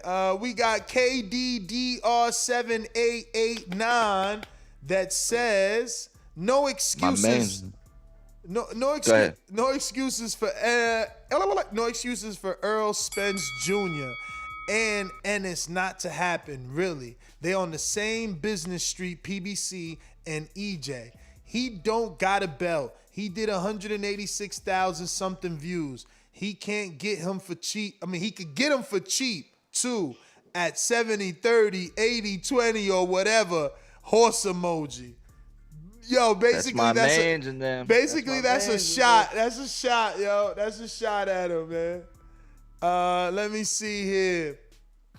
We got Info Joe. Let's go! Come on. Info Joe is a beast. Checkbox red. Undefeated punchlines, better place your bet. The number one caller, fought my way up the ranks. Border wars fighter, going hard in the pain. Boxing scene writers call me spectacular. Yo, what's up, TBV? What's poppin', man? What's poppin'? How you doing, fam? All right, man. Helping everybody having a good Friday. All the callers, all the listeners, everybody in the chat. This is where it's at. Yo, on to the topic, man. Y'all know Boots ain't getting that fight, man. Like the other caller said, we've been waiting around for 3 years for the Crawford Spence fight, and we still ain't got it. And this is after Spence told Crawford to get a belt, and Boots ain't got a belt. So who's to say if he did have a belt that the fight would happen? We know what we need, man. We do need a Super 6, man. In the last 5 years, all the top 5 welterweights should have fought twice by now. Twice. We can't even barely get the matches going, man. We need a Super 6 tournament, man. Hopefully somebody like Triller or somebody, man, just drop a big bag and just say, I'm giving everybody $5 million. You know what I'm saying? Call it a day. Word. You know what I'm saying? But Boots, man, realistically, I think give him a Jamal James or somebody like that, man. But he ain't getting no Spence fight, man. Come on, y'all. We wishing on a star for real talk. You need to play that drop right now. If you think he getting that fight, he ain't getting it. It's a pecking order right now, man. And everybody, when they get to the top, they get to talking business and money. You know what I'm saying? I don't know what it is. So that fight ain't happening. But that's all I got, champs. Great shows all week. Peace. All right, we're going out to Las Vegas. Trey, what up?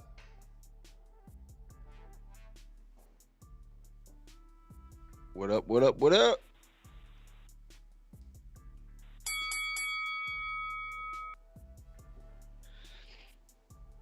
Vegas. Tell me I got the wrong number because I know I double checked. Trey in Vegas, what up? Am I wrong here? No, I definitely say Trey there. Gotta hit that 702, 702-302. You talking? Going once. Can't hear you, fellas. Once, 2 times. All right. I'm going out to Gado. Talk to me. Yo, you can hear me? Yep. All right, man. So look, man. I disagree with you. I disagree with what you're saying, man. I feel like y'all really putting a lot of words in his mouth, based off what he said. Just one sentence, and from my interpretation of it, is I think he just told him, "You're not on my level." That's all I really got from it, is that you're not on my level. And that's the type of shit talking that happens between competitors. So I don't really understand what the problem is, and I don't see how it's like Thurman and him being hypocritical, because I didn't hear Spence in that one sentence when he was saying give him a laundry list of shit to do before the fight could happen.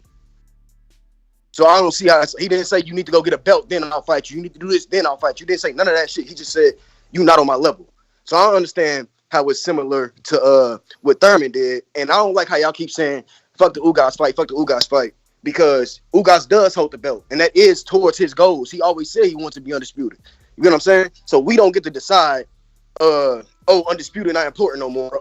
Unification is not important no more, just because you feel like Boots put on a good performance versus Lipinets. I do think Boots would be a better fight than Ugas, but I also want it'd be funny if we all kept that same energy. I'm saying you got a fantastic argument, champ, but unfortunately, few days ago when Canelo was unifying, right? People like, oh, well, he should fight Benavidez. It don't matter if he got a belt. Sometimes it don't matter if you got a belt. Fight fans just want a certain fight. So even though Canelo wants to be undisputed, people still want Canelo to face Benavidez, right? It's no different right now. Even though Errol wants to be undisputed and people want him to face Bud and he don't want to face Bud right now, and people want him to face Ennis right now and he don't want to face Ennis, he still, wants to face Ugas or whatever the case may be. But belts don't feed similar. his family. People forget that too. Narratives change in this boxing game, fans. Mm-hmm. Everybody out there, I'm just talking for me specifically. I'm talking as a fan. Mm-hmm. I'd rather see one fight over another. Doesn't mean that Spence is trash. Doesn't mean he's ducking. But you can't hide what he said. The belts don't feed his family. You know what I'm saying? It is what it is. New caller, Milwaukee. Who's this? What's up, my boy? This is Eric. Eric. I'm not from Milwaukee. This is just my this is just my area code. I'm not from Milwaukee though. This is just a phone I'm using right now. I'm actually in Dallas. So you in Dallas? All right, champ. Talk to us. Yes, I'm in Dallas, and I'm the older cousin of Yellow Beezy. That's my little cousin. But I would say something because I've been listening to y'all all day. But I'm not gonna disrespect Earl and say what I know. But the Ugas fight gonna happen. But after the Ugas fight, he gonna surprise y'all. That's all I'm gonna say. He gonna surprise y'all. It ain't no ducking going on. In that situation earlier today, with him talking about Boots, he wasn't disrespecting Boots. He wasn't trying to disrespect Boots because really he respect Boots. He respect Boots and he want to fight Boots. And it's going to happen at 154 though, not 147. Oh, man. After this Ugas fight, he gonna have one more big fight after this, and he moving to 147. 154. I'm sorry. Damn. So we ain't getting that Crawford fight. That's over. It's over, yeah. He gonna but he gonna fight. No, he gonna fight Crawford after. See, now you got me talking too much. You got me talking now, but it's something gonna happen after the Ugas fight. I'm gonna just say that. But watch when he fight Ugas, he gonna surprise y'all after the fight. He gonna surprise the people after the fight. Well, look, man, you ain't gotta say. You like people to get called out. You like people to get called out. So he gonna do something you like.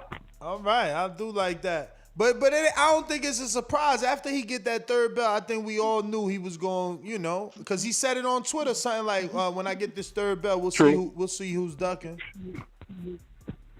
Yeah, true. He going that way.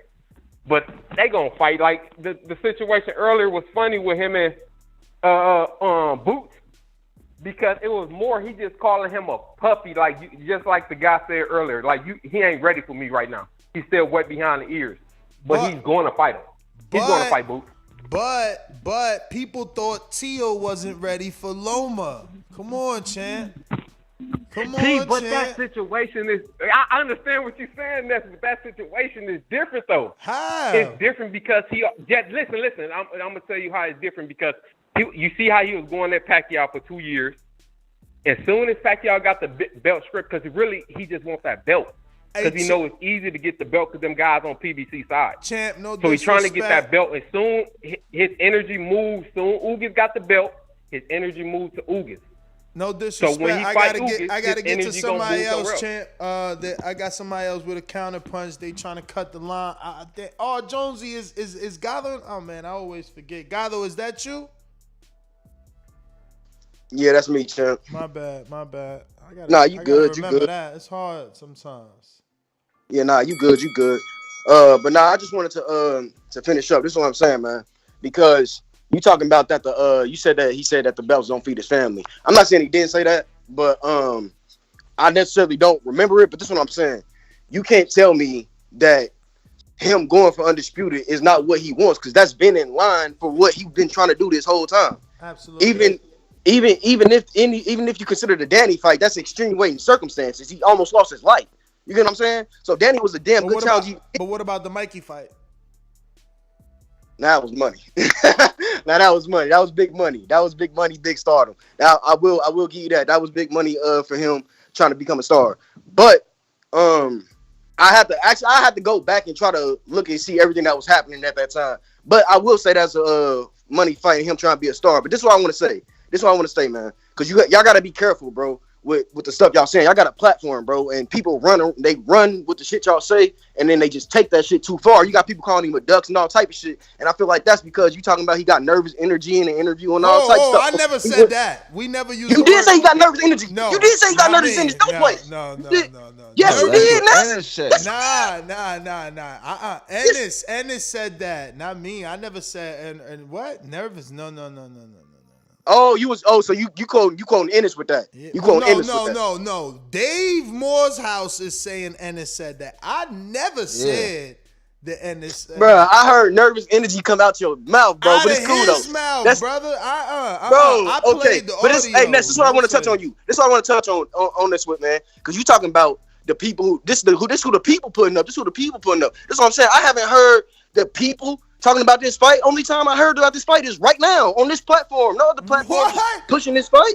Gilly the Kid started this mess. What you talking about? He from Philly. Of course, he want his man to get the shot. But I'm talking about the people. You talking about it's a big uproar. The people. People is clamoring for. People is clamoring for Andre Charlo. That's the fight people is clamoring for. This ain't one of them fights. Nah. This ain't one of them fights, bro. This ain't one of them fights. This shit just started. This is a bigger fight than that. Yeah, that's the thing. That's the thing. It did just start, but that's how big it is, bro. Think about it. Think about it. Just think about it. When the last time you seen Earl get on video that quick to respond to anybody? He never got. He fuck with Ennis. He respect Ennis. He respect Boots. Say that all the time. Listen to me. He respect Crawford, and he never got on video that quick to respond to anything Crawford done said. Man, all I know is him and Crawford actually had a conversation. They didn't actually talk about what they had to talk about. So yes, he has talked to Crawford. I ain't say he didn't talk to Crawford. I said we never seen him respond to anything Crawford said immediately via video. Like, what does that mean? What does that? You said that to say what? That this obviously, is a little. This got his attention. That's what it means. That's what it means. All right, he bro. invested his time. Hey, let me say this real quick because I know you got to get to other people. Let me say this because I know you get to other people. Tell me, did he not invest his time to respond? He did. Yeah, they talked. Boxers talk. Boxers talk. He could have tweeted, bro. He could have tweeted. He could have Instagram. Nah, bro, I don't get why that. I don't understand why that matters. But let me say this. It's extra work to go drive to Yellow Bees' house or meet up with Yellow Bees. That's another narrative you pushing. He went to Yellow Bees' house to record a video. He went to Yellow Bees' house. You said that. I like that narrative better, Morehouse. I like that narrative better, More. He went over to Yellow Bees. He said, you said that's another narrative you pushing. What you talking about?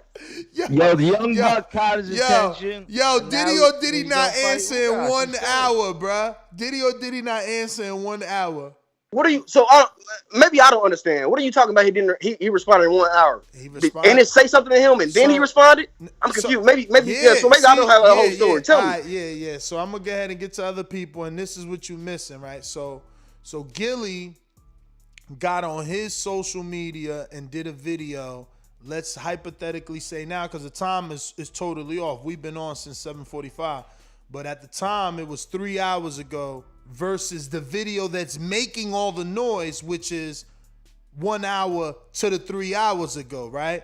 Meaning he put the one out 3 hours ago. He's like, yo, look who I got. And that's why this video, if you watch it from beginning to end, you get all that because there was a buildup. Gilly got on his live. 66,000 people seen it on his live. That might not be a lot like I explained at that time, but think about it. I came with that information on my platform. That don't add to Gilly's views. So many people already spreading this, right? So again, the first video is him and Jaron Ennis, and he calling out Crawford too. Like, Crawford, my man, 27-0, 25 KOs. I don't know. He making all these funny faces. And again, if you watch this video from beginning to end, you'll see all that. And then, they get to the Earl and, Gilly's podcast host, he says, oh, Ennis will beat Earl ass. So, Gilly's all like, yo, when the time come, Yellow Beezy better not duck me, give me my get back. You beat me, but I got another one. I put money on him. So they responded. That's what I'm saying. And that shit could have took 24 hours. That shit could have took a week. That shit couldn't, like, oh, he a pup. Why even respond? But he's a pup that guess what? He a pup that Earl recognized the people behind, and it will be a check. When the time come to make that fight, I bet you they won't be talking about no money. Because when the fight's big, it's big, man.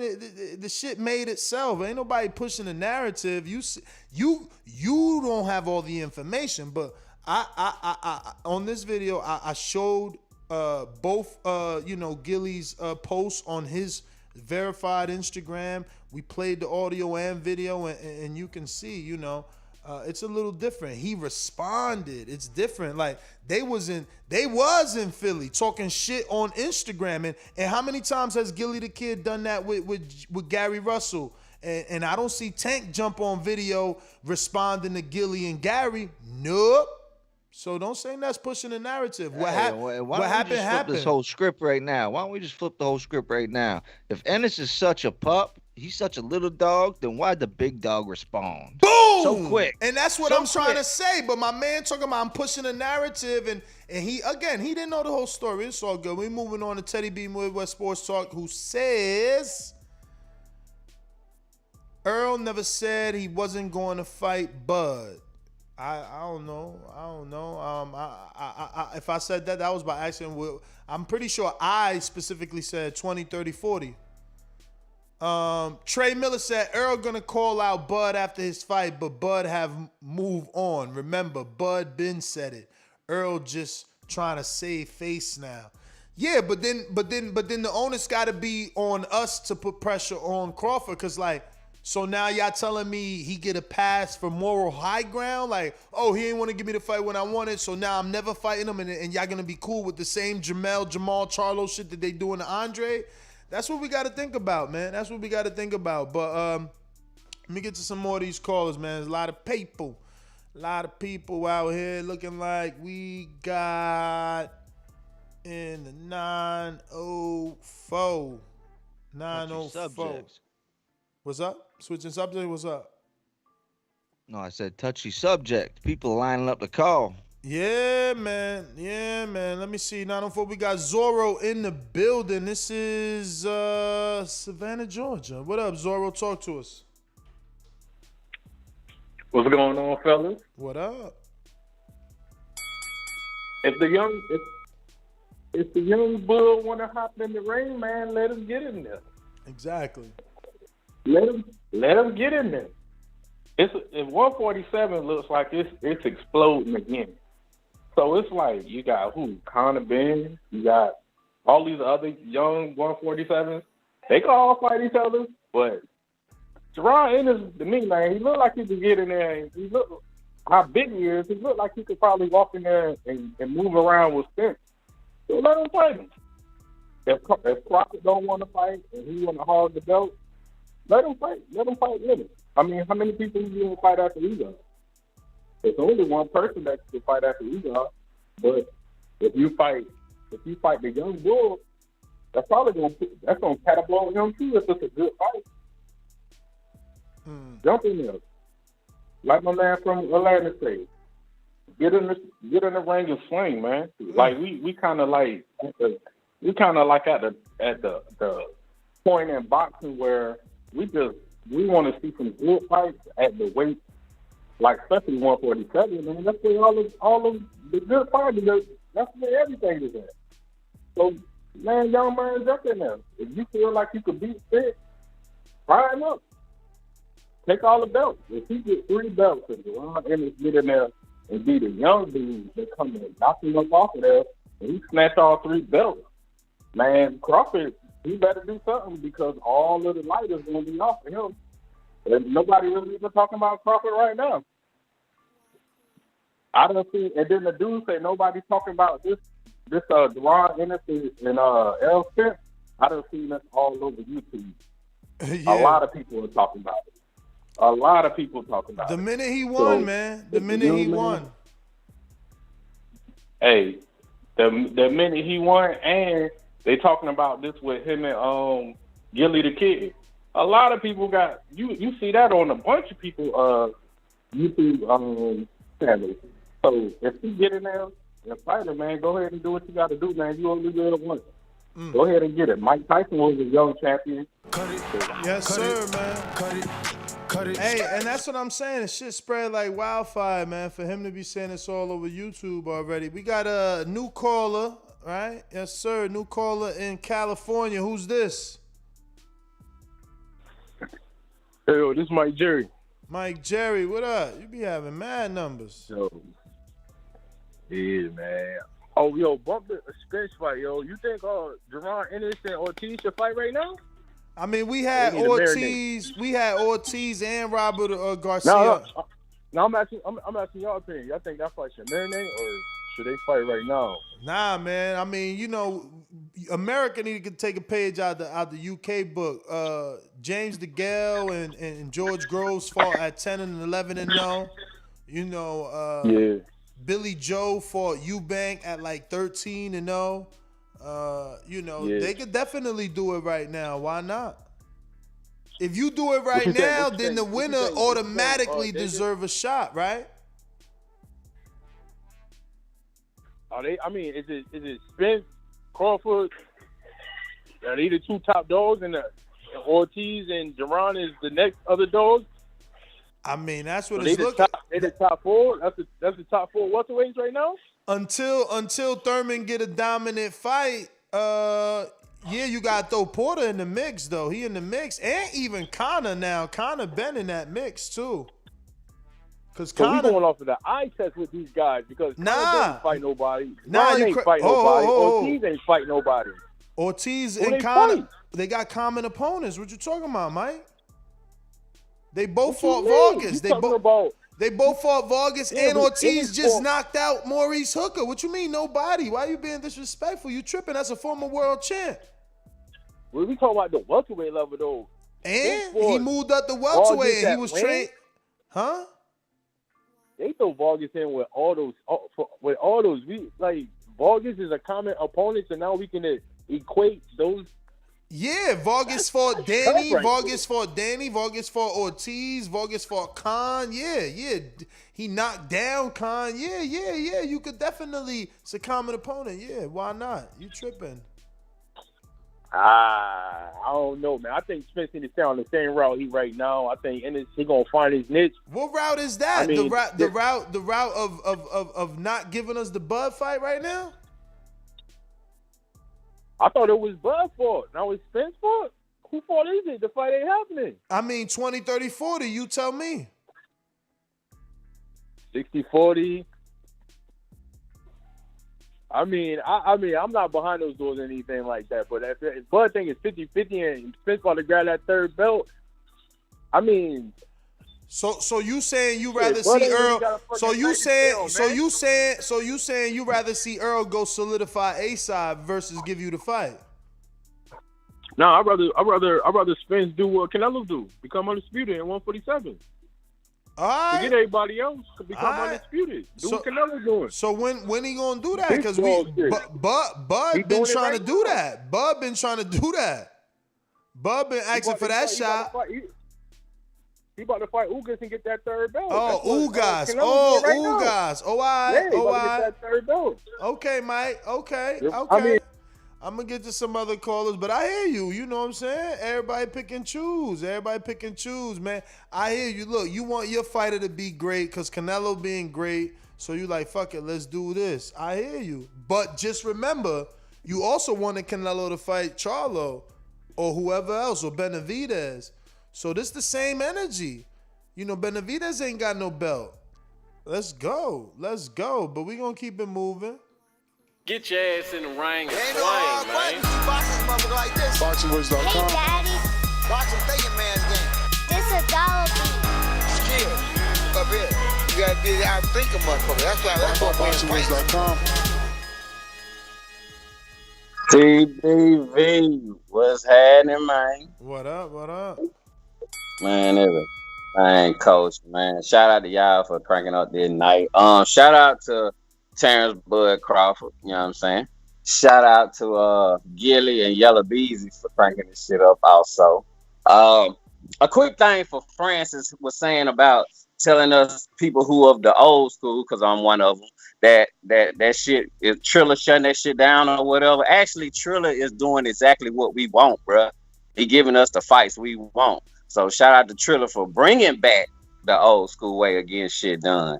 Far as this whole thing with Jaron Ennis and Spence, that shit is cool. I'm going to do a little play on the words since they were using the pup thing. A puppy is considered a puppy up to the age of 2 years old. But at the age of 2 years old, it don't look like a pup no more. You feel me? So I just wanted to throw that out there. Shout out to everybody. Border Wars 11. Get your ass in the ring and swing. Watertown, Wisconsin. Don't miss Liz Lowe versus Twin, man. I'm out there, count. All right. We got super chat from YouTube. Just showing love. Shout out to YouTube. Been a regular this whole week. And Twin in Orlando, who's actually facing Liz Lowe, who just got off the phone, says, I'm going to beat the hell out of Liz Lowe. He should have never said he sees something like Mikey. But skill-wise, I'll say Boots is ready for sure. But the test of the intangibles that makes champions is what we have yet to see. But I'll still take it. Yes, sir. So will I. Looking like we got LV Slugger. LV Slugger, what up?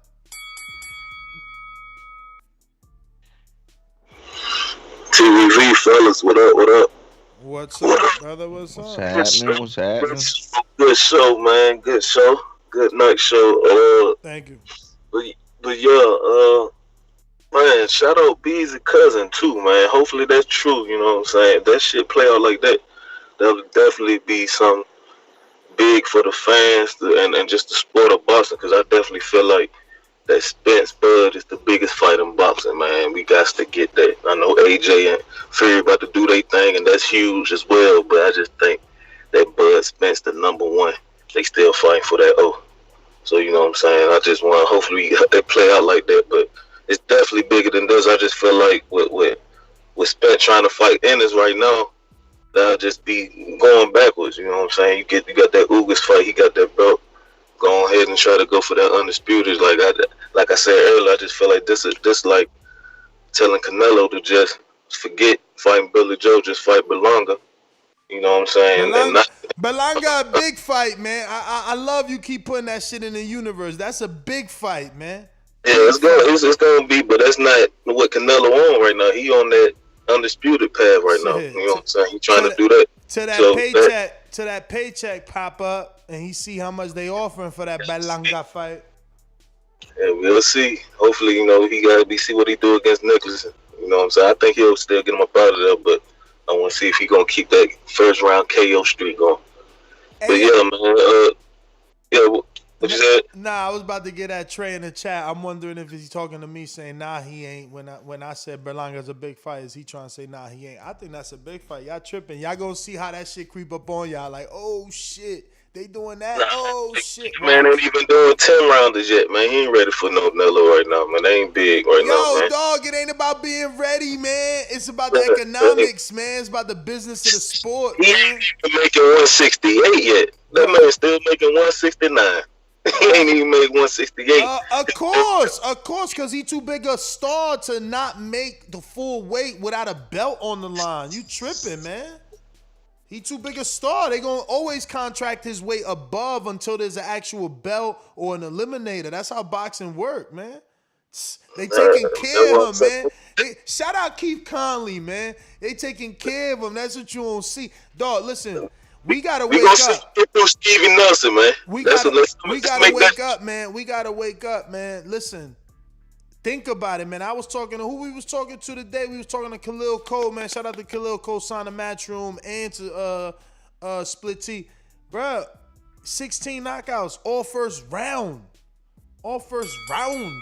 You know, and like, all right, cool. The ones we ain't see. But we seen these other ones on TV. He's still doing it. After they built them with the hype, I like, 10-0, 10 knockouts. He had to do the rest of the 6 on TV in front of us, and he did it.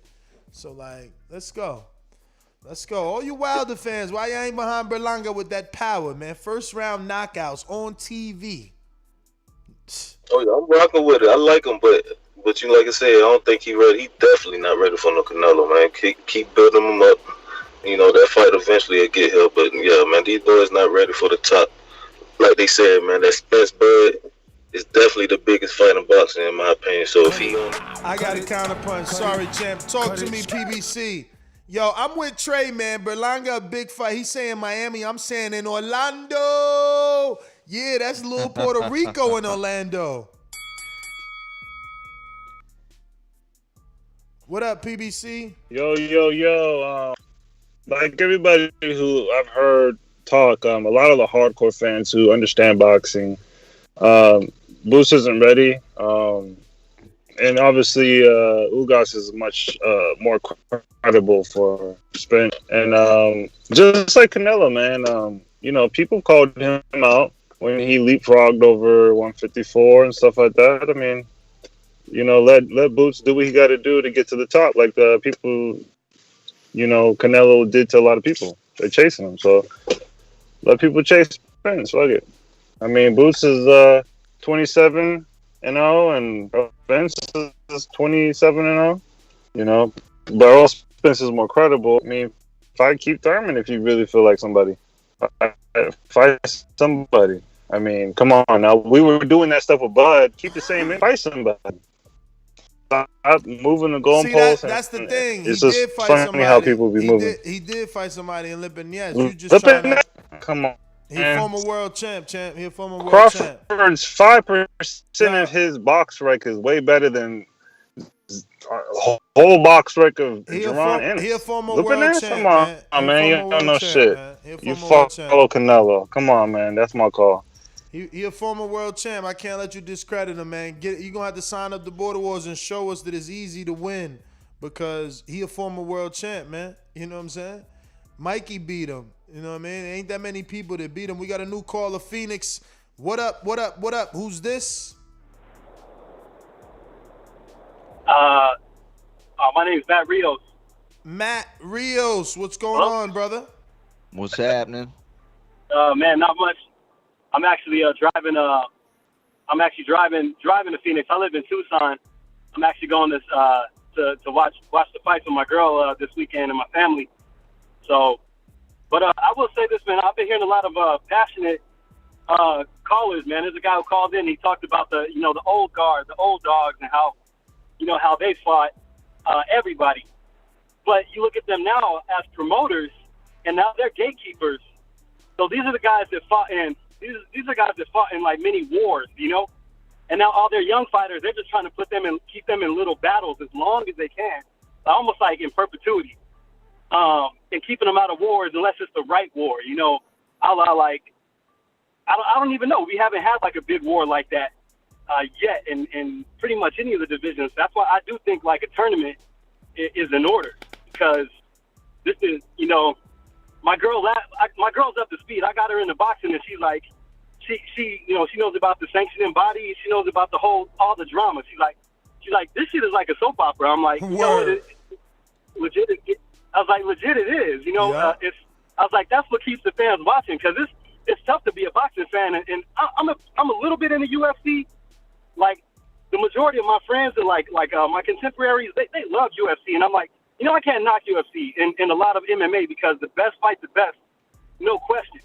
The politics is a little bit different there, but this is almost like, you know, she's all up to speed, and she's like, you know, she just asked like, so what happened today? Like, what happened today? Like in the boxing world, or you know, or like she knows who's ducking who, and like, are they gonna fight? It's wild, but I'm like, you know what? And she's about it, man. She's really gotten into it. She gets into the fights. You know, I hold mitts for her and stuff. She's game. But she pointed out something. She was like, so just saying like boxing used to be better, and like what's different and what's changed, and that actually made me kind of like, I had to think about that. I was like, well, before, like, it was okay to get in the wars, it was okay to take L's. I don't know when the paradigm shifted. You know, it was definitely probably sometime in the 2010s. But But you look at these guys who like De La Hoya and all these other like guys who legends turned promoters, and they're protecting all of their fighters, and it's just like what cut it, champ. Cut it. Hate to cut you, champ, but I got a counter punch here from LV. Talk to me.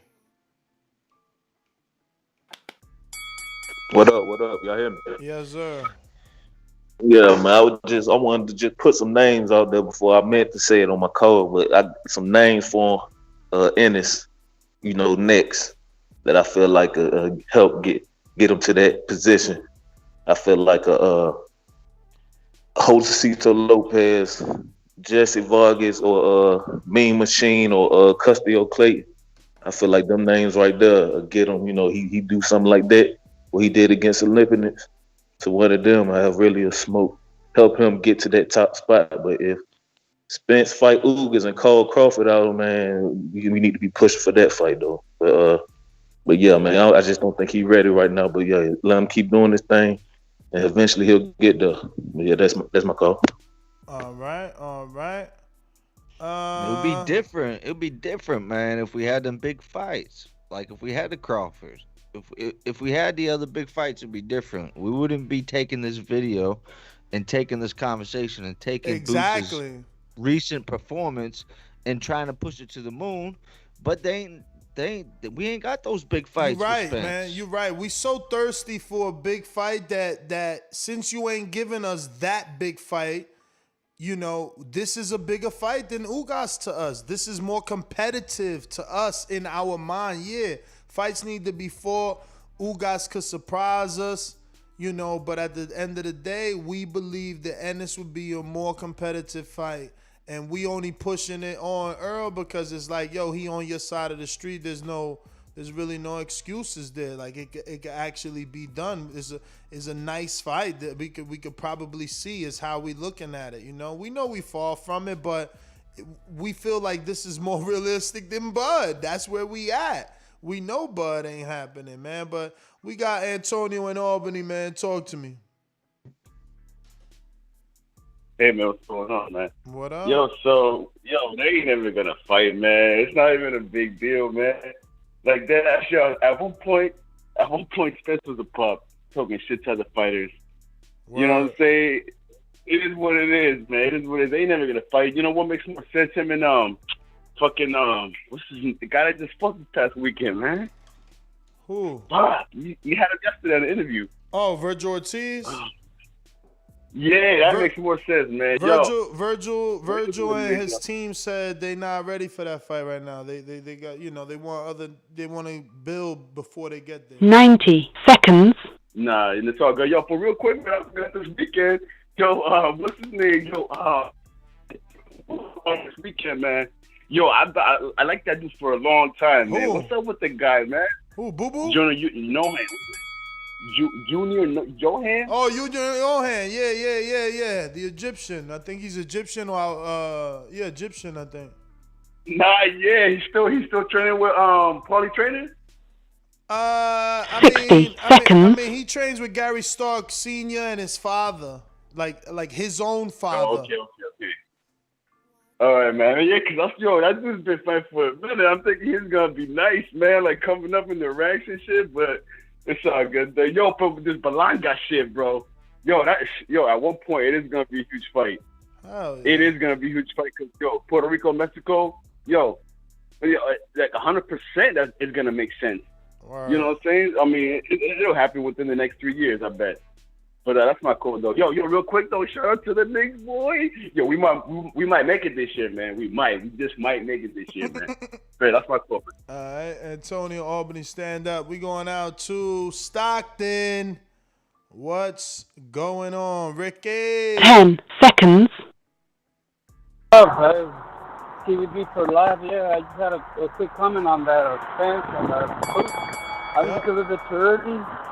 Hopefully, we get the Ugas, and right after that, you have to get Crawford. And like one caller said, hopefully they get it on at 154 with Boots, or even Virgil Ortiz has talked about fighting Earl at 154 in Dallas. So we'll see what happens, but good show, and that's pretty much it, man.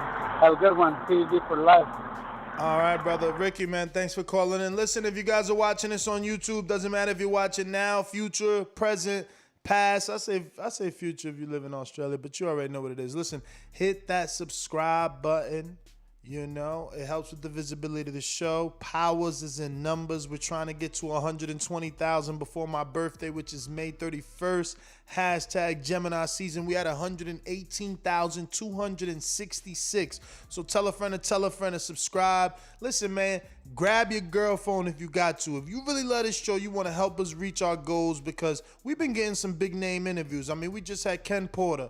We had Sean Porter. We had Virgil Ortiz. We had Robert Garcia. You know, we just had Khalil Cole. I got heavyweights scheduled. I mean, the names go on and on. We working, and we just asking you to hit that thumbs up, hit that subscribe button, and share the show so it can get in front of other fight fans. So we can have a phone line lit up like tonight, man. We've been having callers call in from all over the world tonight, and really getting it off their chest, expressing their own opinions about this topic. So we got another super chat from L.J.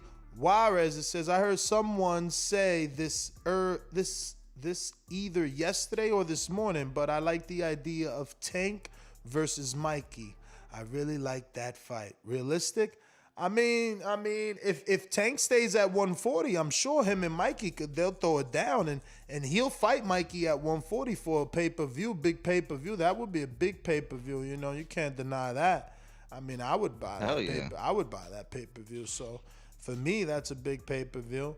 But yeah, let me see. Let me hit the refresh here, and I'm looking. Jerome, talk to me.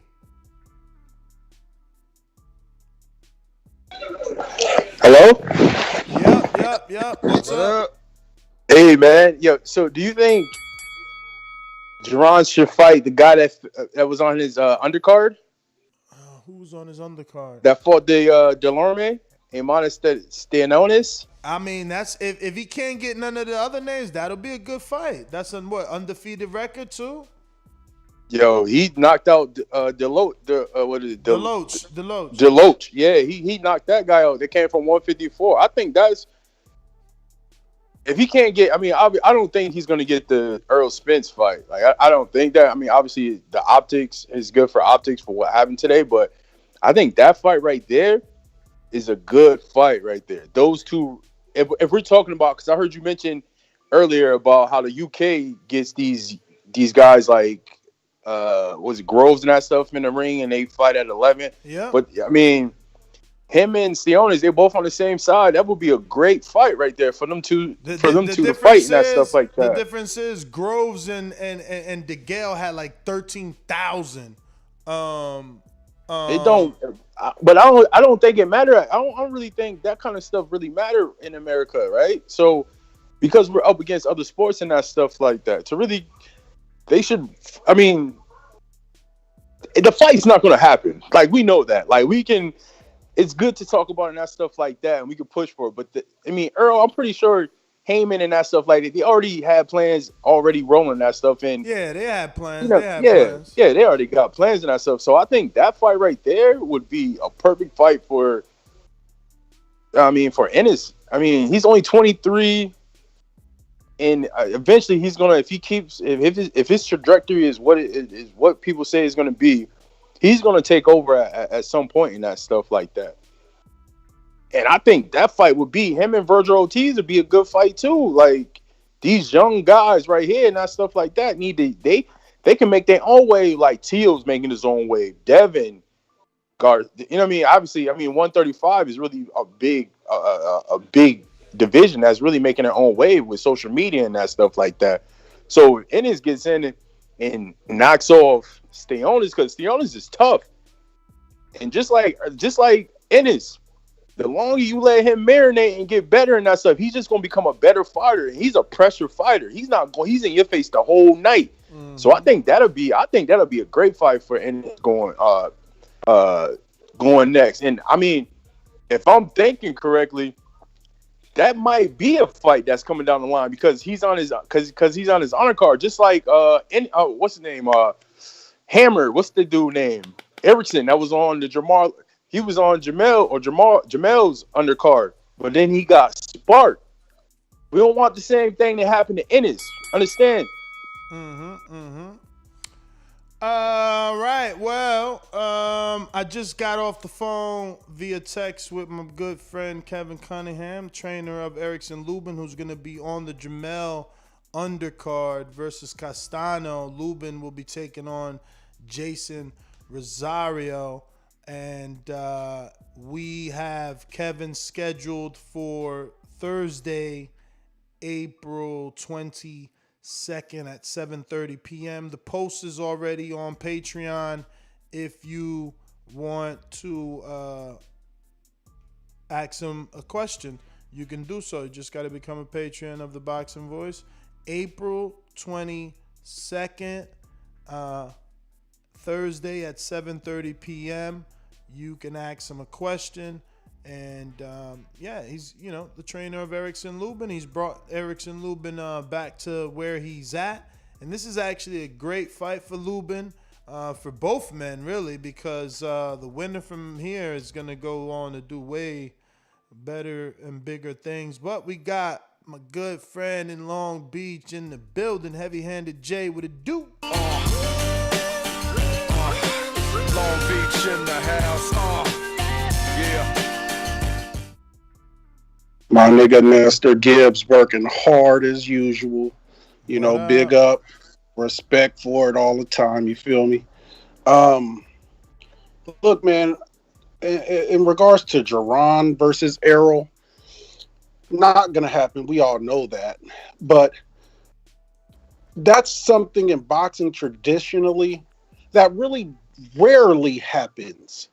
So you got your hot contender, prospect/contender, versus the torch-bearing champion. You don't see that too often. Now, Mayweather did it with Canelo unexpectedly. If you go back to that time, you didn't think that was coming. Actually, at the time, the narrative was, man, ain't no way Mayweather finna fight that big-ass young boy. And then out the blue, boom, he fought him. But it rarely happens. What more likely happens, and that we love, is, but we don't get nearly enough of, is the two hot prospects. So let's go back to Trinidad De La Hoya. Very young in their career, but both very dangerous. And I'm sure for both teams, this is like, dude, this is a risky fight for us. Fast forward, Mayweather Corrales. Another one of those type of fights where you got two guys both on the cusp of stardom, and somebody's going to fall here. And so that's what we would love to happen with Ennis and Ortiz. That would line up with the rest of those fights you can think of in history, and it'll be great, man. But the great quote, like Larry Merchant once said, boxing is a baby born with a black eye. You can't kill it, and you cannot save it. Right now, boxing is in a transitional state. I could go down a line where I could say boxing is on the verge of dying forever, going to this YouTube shit and losing everything. Because right now we're in a incubator type society, right? We got everything instantly in the palm of our hand. So all that old marinating shit, man, it's a new time. We ain't into that. These niggas better be listening. Everybody's a bit frustrated, irritated by the state of boxing, and I'm mad. But I know, shit. I'm a slut. You know what I mean? They're gonna use me up, and I'm gonna still come back. That's me, unfortunately. But man, that's where we at, and we just airing them frustrations, fam. Man, hey. Good looking for the hard work, bro. Thank you for calling in, Champ. Without you, there is no us. You guys know the number to call in is 1-425-569-5241. Press 1 one time to voice your opinion right here on the Voice of the People hotline. You could also add Nestor Gibbs on Skype to be part of the conversation from anywhere in the world. And if you don't want to pay those long distance fees, you know what I mean? Come and join us. We talking Ennis, the new wave in the welterweight division after his win over Sergey Lipinets. A lot of people put him in the top 3, man. Top 3. He's become top 3 with 1 win over Sergey Lipinets. What could I say? Moore's House, he made an impression on people. And the same thing that, I guess made people so impressed has other people upset and wanting him to, I guess what they are saying is what, like, wait your turn or earn your way, earn your shot, deserve it. I don't know. What have you been receiving from all these callers? Well, I got a mixed bag, more towards leaning with what I was saying. I don't want to speak for anybody else. That fans want to see the better fights, like that last caller. We're in a social media era. We're in the "what have you done for me lately" era. We don't want to let things marinate. We don't want to wait 5 years for certain fighters to fight. We don't want to wait another 2 years for Errol and Spence. Mm-hmm. You know what I'm saying? And we just went through the Ring magazine rankings. I mean, we got Ugas and Boots right there. What, 6'7", 5'6"? 6 and 8. Yeah, so we're right there.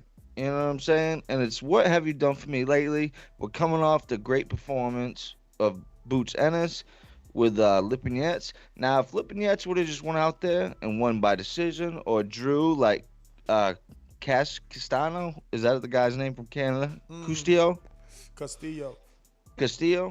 If he would have had a draw, then none of this would have happened. There would have been no Gilly the Kid phone call. There would have been no Yellow Breezy hooking up with Spence and calling back and talking about bets. Right. You know what I'm saying? Preach. Jump on the momentum. Get behind the young kid. Yeah, he's young. He's got 26 fights. They were pro fights. Yeah, he's got to earn his bones, but there's nobody in front of him right now. Unless we're talking about Crawford. Unless we're talking about Thurman. We know that those fights are not happening. So next in line. Ugas or Boots? After this weekend, after the momentum, after what I've seen on YouTube, social media, Twitter, all of that, I think people out there would rather see Boots versus Spence. If there's nothing else in front, me and that's not saying like, oh, we'd rather see Crawford we'd rather see Boots and Spence fight over Crawford. We're not crazy. We're just trying to be logical here. Going down the line, seeing what's good. And me, personally, I'd rather see Boots fight Spence over Spence fighting Ugas. Yo, get again, if they don't want Ennis, let Ennis get Ugas. Like, it ain't like we haven't said. I was literally just gonna say that. It ain't like we haven't said that already. That Ugas ain't popular enough. Like that pay-per-view, you gonna fuck up Earl pay-per-view numbers doing a pay-per-view with Ugas, man. But whatever. Trey in the Bay, what up? Ness, I'm just listening in my background, loud. All right. Well, that's it. That is all the callers. Ness GTO, Instagram and Twitter. Catch me tomorrow morning at 9 a.m. I'm going to have Bozy Ennis, the father of Jaron Ennis, tomorrow. We're going to keep the wave going. And we're going to get to see what the father trainer believes and feels about his new, the newfound fame for his son. Now, obviously, he must have been feeling that for a long time, but we got Boston Jarrett with a super chat that says, Boots won't get any fight unless he becomes an attraction outside of hardcores. He has no fans. He'll get frozen out like Gary, Andre, Rigo. I don't know, man. I don't know that he don't got fans. And he getting more fights than Gary, Andre, Rigo. That's just the point right there. Like, those dudes, it was hard for them to get fights. And now Andre is getting fights. That's why you hear some people like, yo, Andre, put him in a fight. Because he getting fights and he's staying active. But the dudes you mentioned, they were notorious for not getting fights. This guy, he's got a network. You forgot? They brought you Van Heerden. It was a headbutt that caused that not to be another highlight reel performance. Common opponent with Errol Spence. And then they paid Lipinets to get in there. And they going to pay somebody else. That's what you're not getting. They are showing you right now they are invested in Jaron Boots Ennis. The same way they showed you that they was invested in Devin Haney, but Devin took his talents elsewhere. You know what I'm saying? But anyway, we out of here. Tomorrow morning, 9 a.m., we rocking out with Boots' dad, Bozy Ennis, trainer of Jaron Ennis. Catch us on the next one. Peace. Arrivederci. Peace.